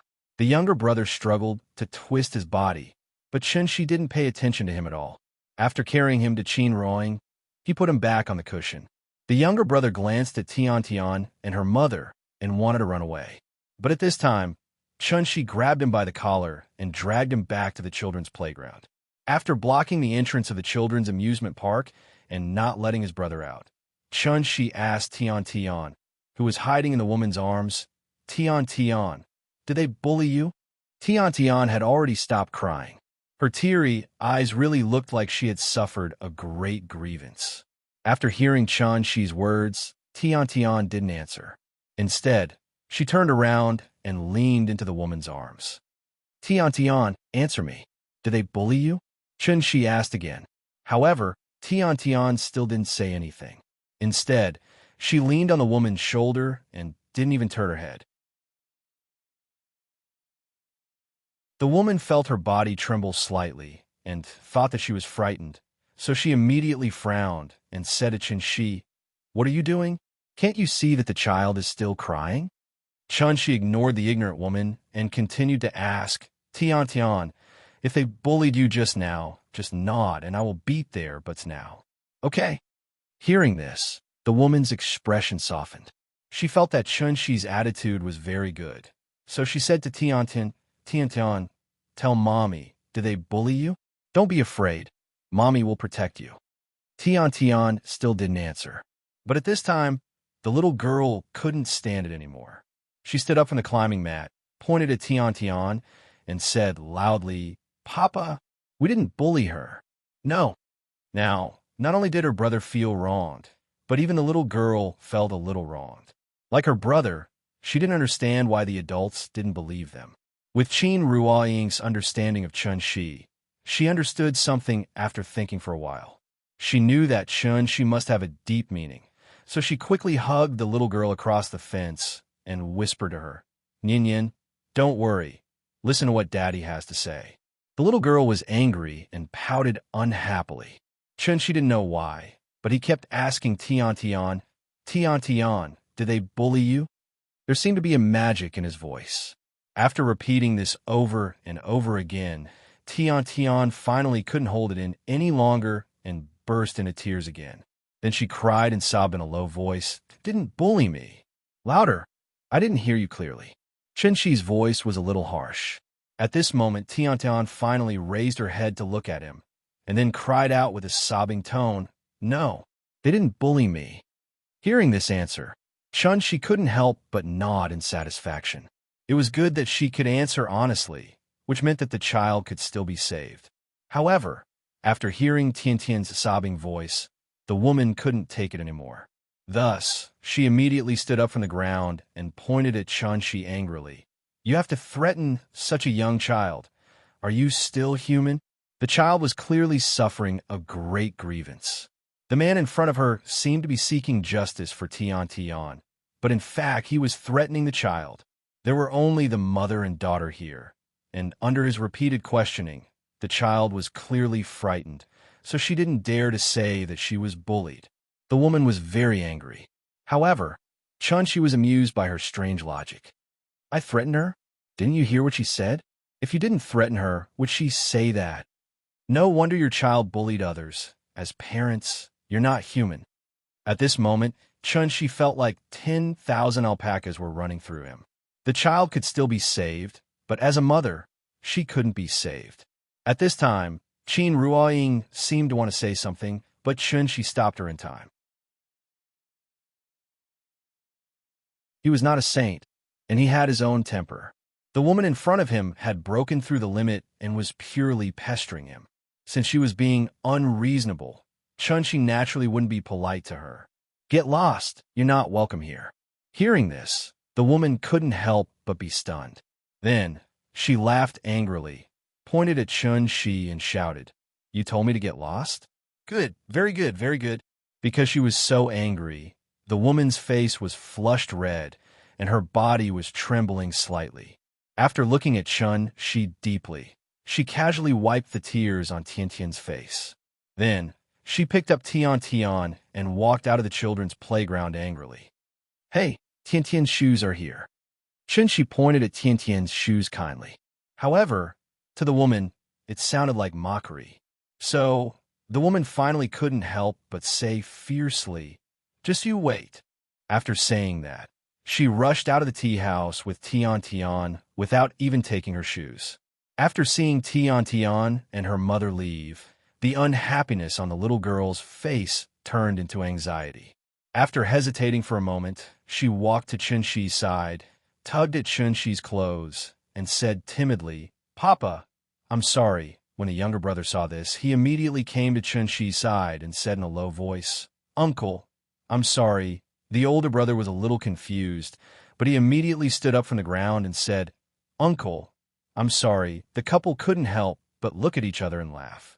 Chunshi reached out to touch the heads of the three little girls and said to them solemnly, You didn't do anything wrong, but you have to remember, in the future, don't be like Tian, who doesn't dare to admit her mistakes, because she will not only harm herself but also others.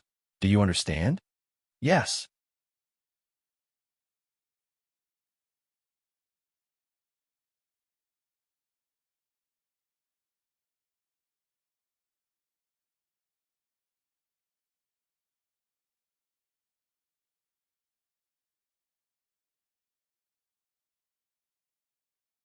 Chapter 173. Outside the tea house, a group of people got out of the car. Tiantian's mother was obviously the leader of the group, and next to her stood a man in his 40s. Tiantian's mother was called Li Lu, and she used to be a small-time actress. After marrying into a rich family, she stopped acting and became a rich lady at home. She basically only had to take care of her child every day. When Li Lu saw Chunshi walk out, she immediately became excited. Honey, it's him. Her husband's name was Zhou Haisheng, and he was the boss of a real estate company in Jizhou. There were 7 or 8 people standing behind Zhou Haisheng, and they were all Zhou Haisheng's subordinates. They were all older, and the youngest of them was at least 30 years old. Including Zhou Haisheng, they were all dressed in a very mature manner, and most of them were dressed in dark business suits. Just by standing there, he naturally gave people a sense of stability. In addition to their mature temperament, there was also a faint aura of power around them. Aura was a very mysterious thing. If Wang Hao was standing in front of this group of people, he would be so scared that he wouldn't dare to look them in the eye. This group of people was now a proper company employee, but who didn't have a past. Zhou Haisheng was from Zhonghai. When he was young, he relied on his courage to fight to become a mine manager in a mine in Inner Mongolia.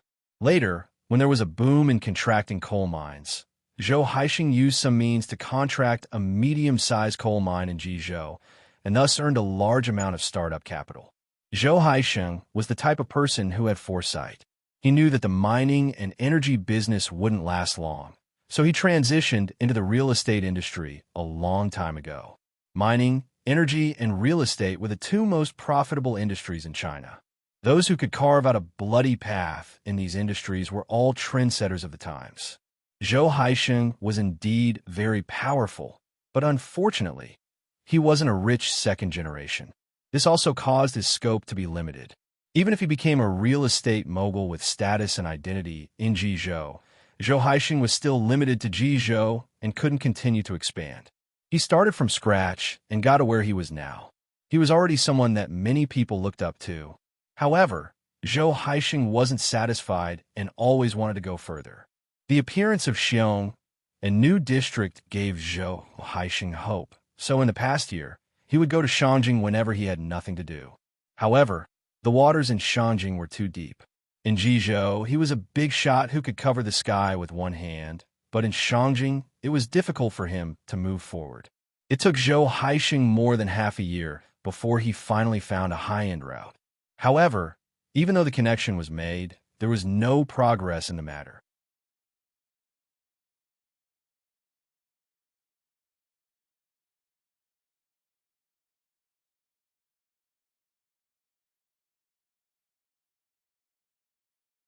Chapter 174. The people Zhou Haisheng brought were sprawled all over the ground. Even he himself was thrown to the ground by Chen Shi. It took him a long time to regain his senses. From the time he got into the car to when Chen Shi pulled him down, the time it took was less than 30 seconds. In less than 30 seconds, Zhou Haisheng already experienced the feeling of being on a roller coaster. Could this be fate?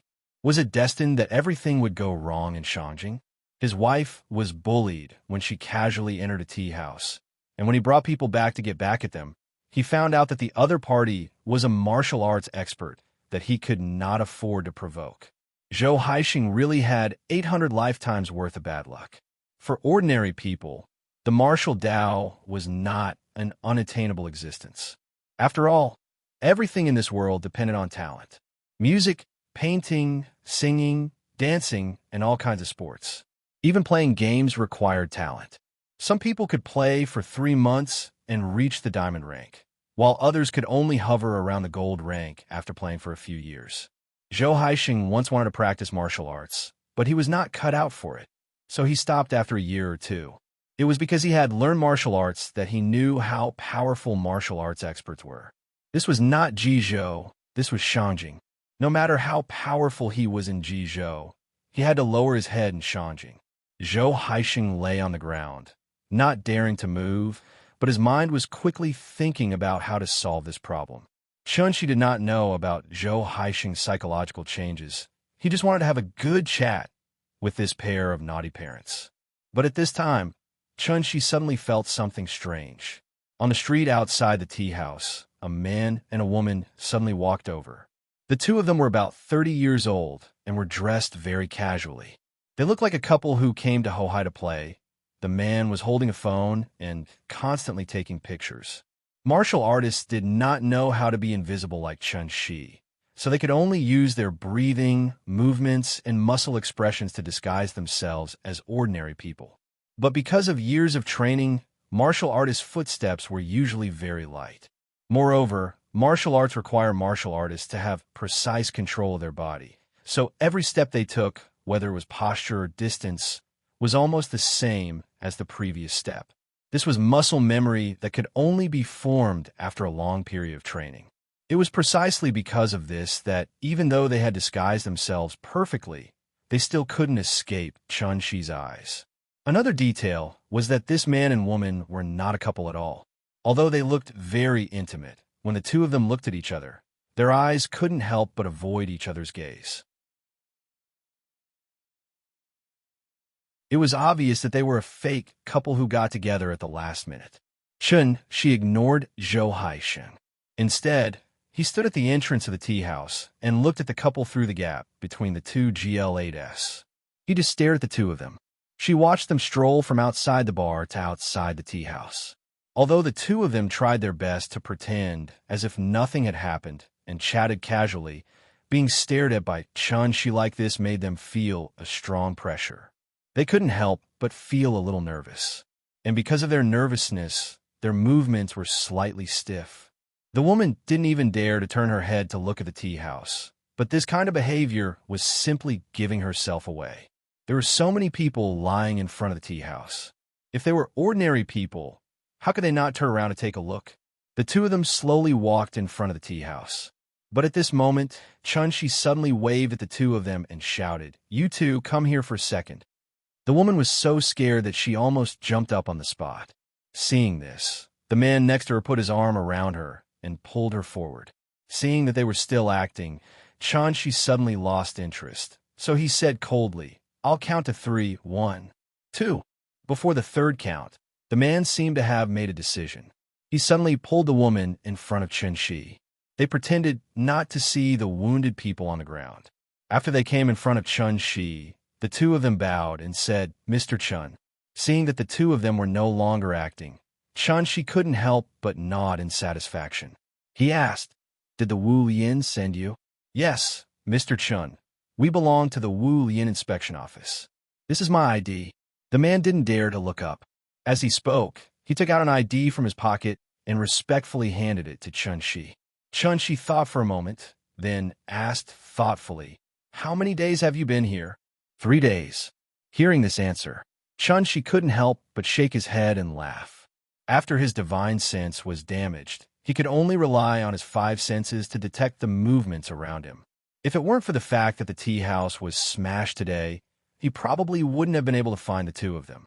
Being watched was always a bad experience. So Chun-Shi thought for a moment, then frowned and asked, "Why are you watching me?" The man was silent. Seeing this, the woman couldn't help but nervously tug at the corner of his shirt. After the two of them quietly looked at each other, the man gritted his teeth and explained, "In Huaxia, all people above the master stage will be followed and observed by the inspector's office. Please forgive us for any inconvenience caused to you." "Oh, Wu Yin has such a rule. Why? Are you afraid that martial arts masters will cause trouble everywhere?" Chun-Shi asked casually. The man didn't answer Chun-Shi's question, but lowered his head and repeated, "We're just following orders. Please forgive us for the inconvenience." The two of them obviously knew Chun-Shi's strength. So even if Chun-Shi didn't show any malice to them, they still felt a great deal of pressure. These two people were just small fries following orders. So Chun-Shi didn't intend to make things difficult for them. After understanding the situation, Chun-Shi said casually, "Okay, I got it. You can go." If he remembered correctly, his sister-in-law seemed to have a certain level in the Wu Yin. It seemed that he would have to call her later to ask. In fact, there was no need to ask at all. He could understand the Wu Yin's intention with just a little thought. Zongnanhai was not far to the south of Hohai. What if Chun-Shi couldn't figure it out and went to Zongnanhai to have a go? If something really went wrong, no one would be able to bear the responsibility. Therefore, it was imperative to supervise the operation. To be honest, the Wu Yin didn't try to arrest Chun-Shi, which was actually very polite. After hearing that they could leave, the two of them immediately breathed a sigh of relief. The woman turned to leave. But at this time, the man looked down at Zhou Haisheng on the ground and asked, "Mr. Chun, do you need us to deal with it?" Zhou Haisheng was not a young man who hadn't seen the world. When he heard the two words, Wu Yin, just now, he knew who he had provoked today. After listening to their conversation, Zhou Haisheng was so scared that he lost all his strength. Wu Yin inspection office, masters above the master level. Just a few words were enough to make Zhou Haisheng realize the seriousness of the matter.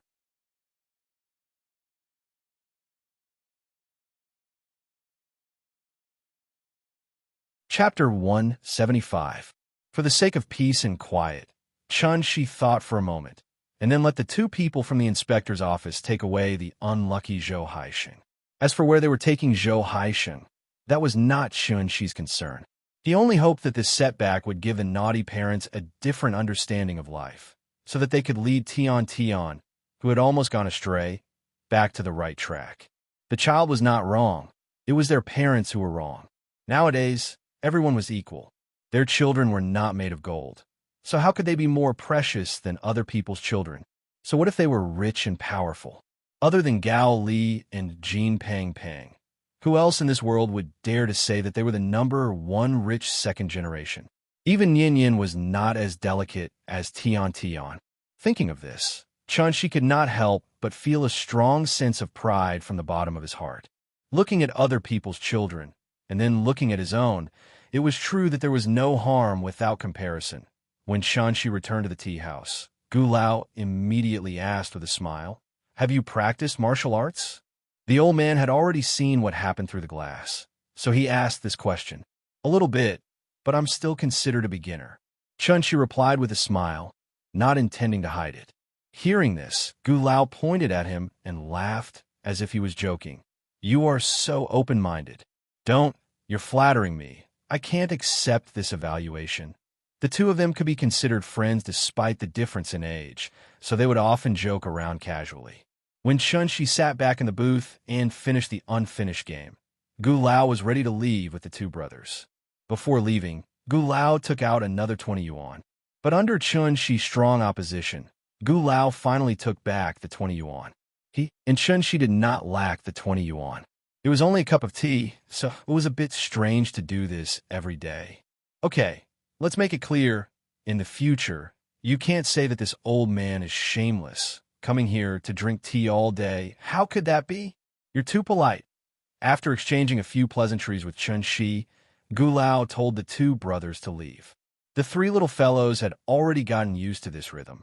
Therefore, when the two brothers heard Gu Lao's call, the elder brother pouted and said to the little girl, "Sister, I'll come and play with you tomorrow." The younger brother quickly added, "Me too. Me too." All right. Looking at the two brothers who were about to leave, the little guy nodded heavily, his face full of reluctance. After changing their shoes, the two brothers ran to Gu Lao's side. Before they left, they didn't forget to turn back and wave at the little girl.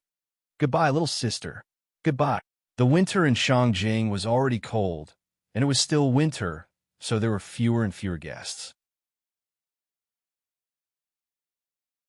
As soon as the two brothers left, the tea house immediately became deserted without the children's laughter. The little girl played alone in the children's playground for a while, but because she didn't have the company of the two brothers, she pouted and ran out after playing for a while.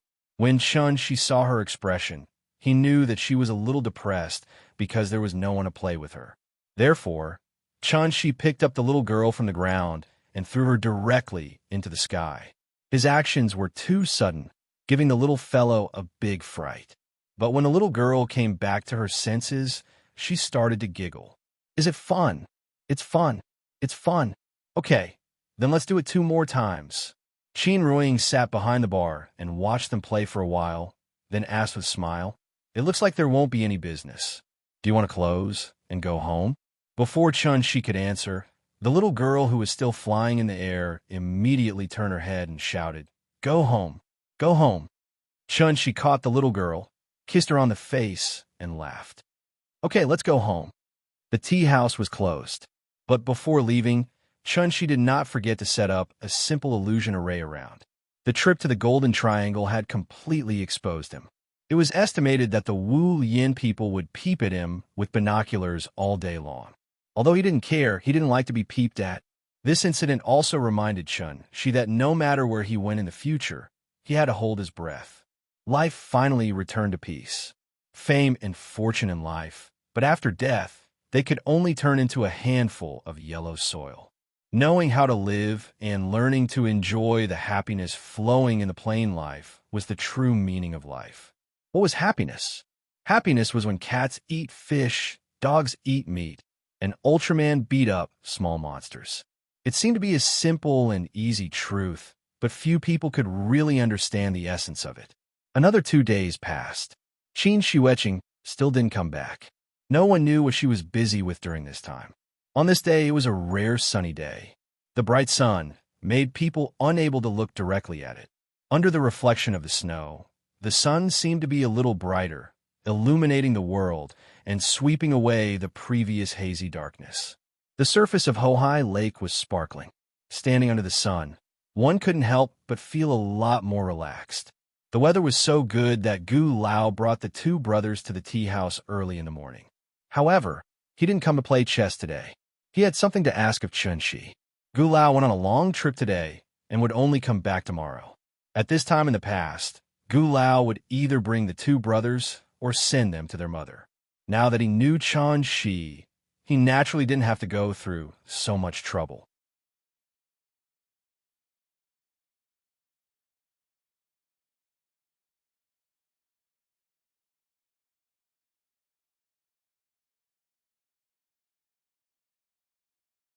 Instead, he was interested in how Chunshi retrieved the yo-yo. "Papa, teach me." The little guy handed the yo-yo to Chunshi and looked up at him expectantly. Chunshi took the yo-yo and picked it up with one hand. Then, he walked towards the tea house and gave her a demonstration. "Come on, look, release it, take it back, be gentle. When the rope is tight, you lift it up." "How is it? Have you learned it?" The little guy excitedly took the yo-yo from Chunshi's hands and then did as he was told.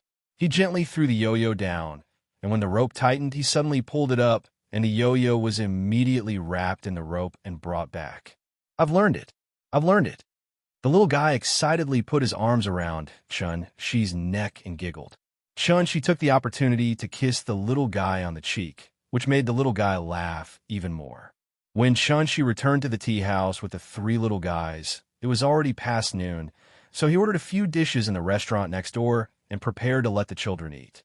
Chun-Shi moved the rattan chair back to the tea house and was ready to let the three little guys play inside, but the tea house welcomed another regular customer. Xiao Yuan. After not seeing her for a long time, Xiao Yuan finally dressed normally today. A down jacket and a pair of jeans. Simple seemed to be more suitable for her age. She was as pure as the spring moon and as bright as a lotus flower. Xiao Yuan didn't come alone today. There was a middle-aged man about 50 years old standing next to her. The man was thin and tall, wearing a pair of glasses and a suit that didn't fit well. He always inadvertently gave people the feeling of an old pedant. He was obviously an intellectual. Chun-Shi was busy moving the rattan chair back to the tea house. After looking back at Xiao Yuan, he smiled and said hello to her. "Long time no see. Boss, let me help you." Xiao Yuan saw Chun-Shi's movements, so she quickly ran to his side and helped him move the last rattan chair. Chun-Shi didn't refuse. After Xiao Yuan helped him move the last rattan chair into the tea house, he walked out of the tea house with Xiao Yuan again, and then asked with a smile, "This is my father." Xiao Yuan replied a little embarrassedly, then stood to the side. At this time, Father Qiao went directly in front of Chun-Shi, and, after bowing to him solemnly, he said excitedly, "Thank you, boss. Thank you for saving my life." Chun-Shi was a little embarrassed by his enthusiastic attitude, so he quickly smiled and said, "You don't have to be like this. You're too polite. It was just a small matter." No. It was just a small matter to you, but to me, it was a life-saving grace. The ancients say that a drop of water should be repaid with a gushing spring, let alone a life-saving grace. After saying that, Father Qiao bowed to Chun-Shi again. Chun-Shi was really not used to dealing with old pedants like this. After helping Father Qiao up, he quickly said, "It's cold outside. Come in and sit." Seeing this, Xiao Yuan quickly mediated and said, "Dad, let's go in and talk." The father and daughter of the Qiao family came specially to thank Chun-Shi. Huaxiao's medical field divided chronic kidney failure into 4 stages: renal compensation stage, renal decompensation stage, renal failure stage, preuremia, and uremia stage. The medical field of the United States divided chronic kidney failure into 5 stages. The so-called uremia stage was the 5th stage of chronic kidney failure, and it was also the final stage. The important indicator of kidney failure was the creatinine value. 133 was the first stage, 186 was the second stage, 451 was the third stage, and more than 707 meant that one had entered the 4th stage, which was the uremia stage. The higher the creatinine, the more toxins in the body, and the greater the damage to the kidney. When the creatinine value exceeded 500, one could begin to consider dialysis. The purpose of dialysis was to reduce the creatinine value. Human organ failure itself was an irreversible phenomenon. If it could be reversed, the person could live a long life. Therefore, there was no other treatment for uremia except for dialysis and kidney transplant. After every dialysis, the creatinine value in the patient's body would decrease. However, it would not be long before the creatinine value continued to rise because the patient's kidney function had been necrotic. If the organ was necrotic, it would take a miracle to recover. However, what everyone did not expect was a miracle really happened. She casually gave a pill. After Father Chow took it, his blood creatinine value began to decrease. Now, it had dropped to 480 from the 4th stage to the 3rd stage. This kind of reversal was almost impossible. This meant that Father Chow's kidney function had begun to recover and perform the function of detoxification again, causing the creatinine value to continue to decrease. According to this progress, it would not be long before he recovered. Father Chow's case shocked the entire Xia's medical field. After the hospital confirmed that Father Chow's condition had indeed improved, Father Chow refused to cooperate with the hospital's investigation and secretly went straight to Beijing with Xiao Yuan.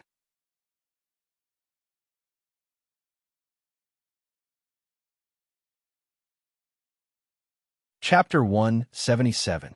Father Chow had only entered the stage of kidney failure before, and his blood creatinine value had not exceeded 707 UML/L. His illness was discovered early and dialysis control was done in time, so he had not truly entered the final stage, which was often referred to as the late stage of uremia. However, organ failure itself was an irreversible process. Even if it was discovered early, modern medicine could only control the patient's condition as much as possible and delay the deterioration of the condition. Father Chow was indeed very lucky. Before his kidney function had completely failed, he had taken Shi's elixir in time, so he was able to effectively suppress the condition and let his organ function begin to recover. This time, he had come to visit Shi with a grateful attitude, so he had brought a lot of Guangzhou specialties, such as Guangnan bacon, black rice, fragrant rice, and other local specialties. Although they were not worth much, they were worth the thought. As the saying went, goose feathers were sent from 1,000 miles away. The gift was light, but the thought was heavy. Perhaps it was because Father Chow had been diligent in teaching for a lifetime that he had saved enough good fortune for himself. Therefore, he had never thought that this kind of grateful attitude would actually save his life by accident. A simplified version of the energy elixir would not be able to fully restore his kidney. After the effect of the elixir wore off, his condition would naturally begin to deteriorate again. As the saying went, when you save someone, you should help them to the end. Shi was not a stingy person. After hearing Father Chow's intentions, he took out 2 more energy elixirs from a bar counter. It was still the same explanation. The pills left by the old Chinese medicine doctor were very helpful for kidney disease. But this time, when Xiao Yuan took the pills from Shi's hand, she was so excited that her whole body trembled slightly. After Shi told them that they could take it all at once, Xiao Yuan hurriedly helped her father swallow the 2 pills one by one. After taking the pills, the father and daughter were so excited that they could not control themselves. A teacher in a small county had not seen much of the world in his life. He did not even know how to say a few words of courtesy. He only knew how to repeatedly thank Shi. Looking at his excited expression, it was as if he was about to dig out his heart and show it to Shi. Xiao Yuan wasn't any better. When she heard that Shi had convinced her father to take these 2 pills, she was so excited that tears almost flowed out. It was actually quite painful to deal with people who didn't know how to socialize. One of the most likely situations to occur was awkwardness. Everyone felt awkward because they couldn't get along. Therefore, Shi thought for a while and changed the topic to Xiao Yuan. At the mention of his daughter, Father Chow finally opened his mouth. In that little corner of our little place, old Xiao, can be considered to have some fame. When Xiao came home and told me all those things, I almost fainted from anger. If it wasn't for her mother stopping me, I would have beaten her to death. I came to Shanjing this time to thank you in person. Thank you for saving my life. Secondly, I want Jojo to return all the money I swindled, Although we are poor, we don't earn this kind of black-hearted money. After all, Qiao Yuan was only a university student in her early 20s and hadn't experienced society. To put it bluntly, she was still insensible and hadn't grown up. She only wanted to earn money to treat her father's illness, but she didn't think about how to earn money. She did whatever came quickly. If everyone was like her, then society would be a mess. The Qiao family didn't have much money, but Qiao Yuan grew up in a scholarly family and received a good education. However, because of a small setback in front of her, she went astray and did the shady business of swindling people. This kind of behavior was simply unforgivable in Father Qiao's eyes. Although in a big city like Shangjing, Qiao Yuan's family could only be considered as ordinary people living at the bottom of society. However, it was this kind of country teacher who had never seen the world and couldn't even speak standard Mandarin that always had the awareness of being a role model. Therefore, he couldn't accept his daughter's behavior at all. Father Qiao punished Qiao Yuan by kneeling for an entire night, and then asked Qiao Yuan to return all the money to others. Together with the keyboard player and the boss's share, she had to return the amount that they were swindled of. The last deal was with Wang Hao's brother. The money had already been returned, but before that, Qiao Yuan had already earned 12,000 yuan. In other words, she had to pay back an additional 18,000 yuan when she returned it. Back then, she only earned 12,000 yuan, but now she had to return 30,000 yuan. Of course, Qiao Yuan didn't have that much money, so the remaining 18,000 yuan was naturally paid by Father Qiao. When it came to matters of principle, Father Qiao was very old-fashioned and wouldn't change what he had decided on. Qiao Yuan couldn't persuade him, so she could only call people in front of Father Qiao. After returning the money, Qiao Yuan also received countless curses and scoldings. She felt so wrong that she cried a few times. However, from Father Qiao's point of view, she only had herself to blame and didn't deserve sympathy. After hearing how Father Qiao educated his daughter, she couldn't help but look back at the three little guys in the corner. As a father, Father Qiao was clearly qualified. When the children went down the wrong path, as a parent, he naturally had to pull them back.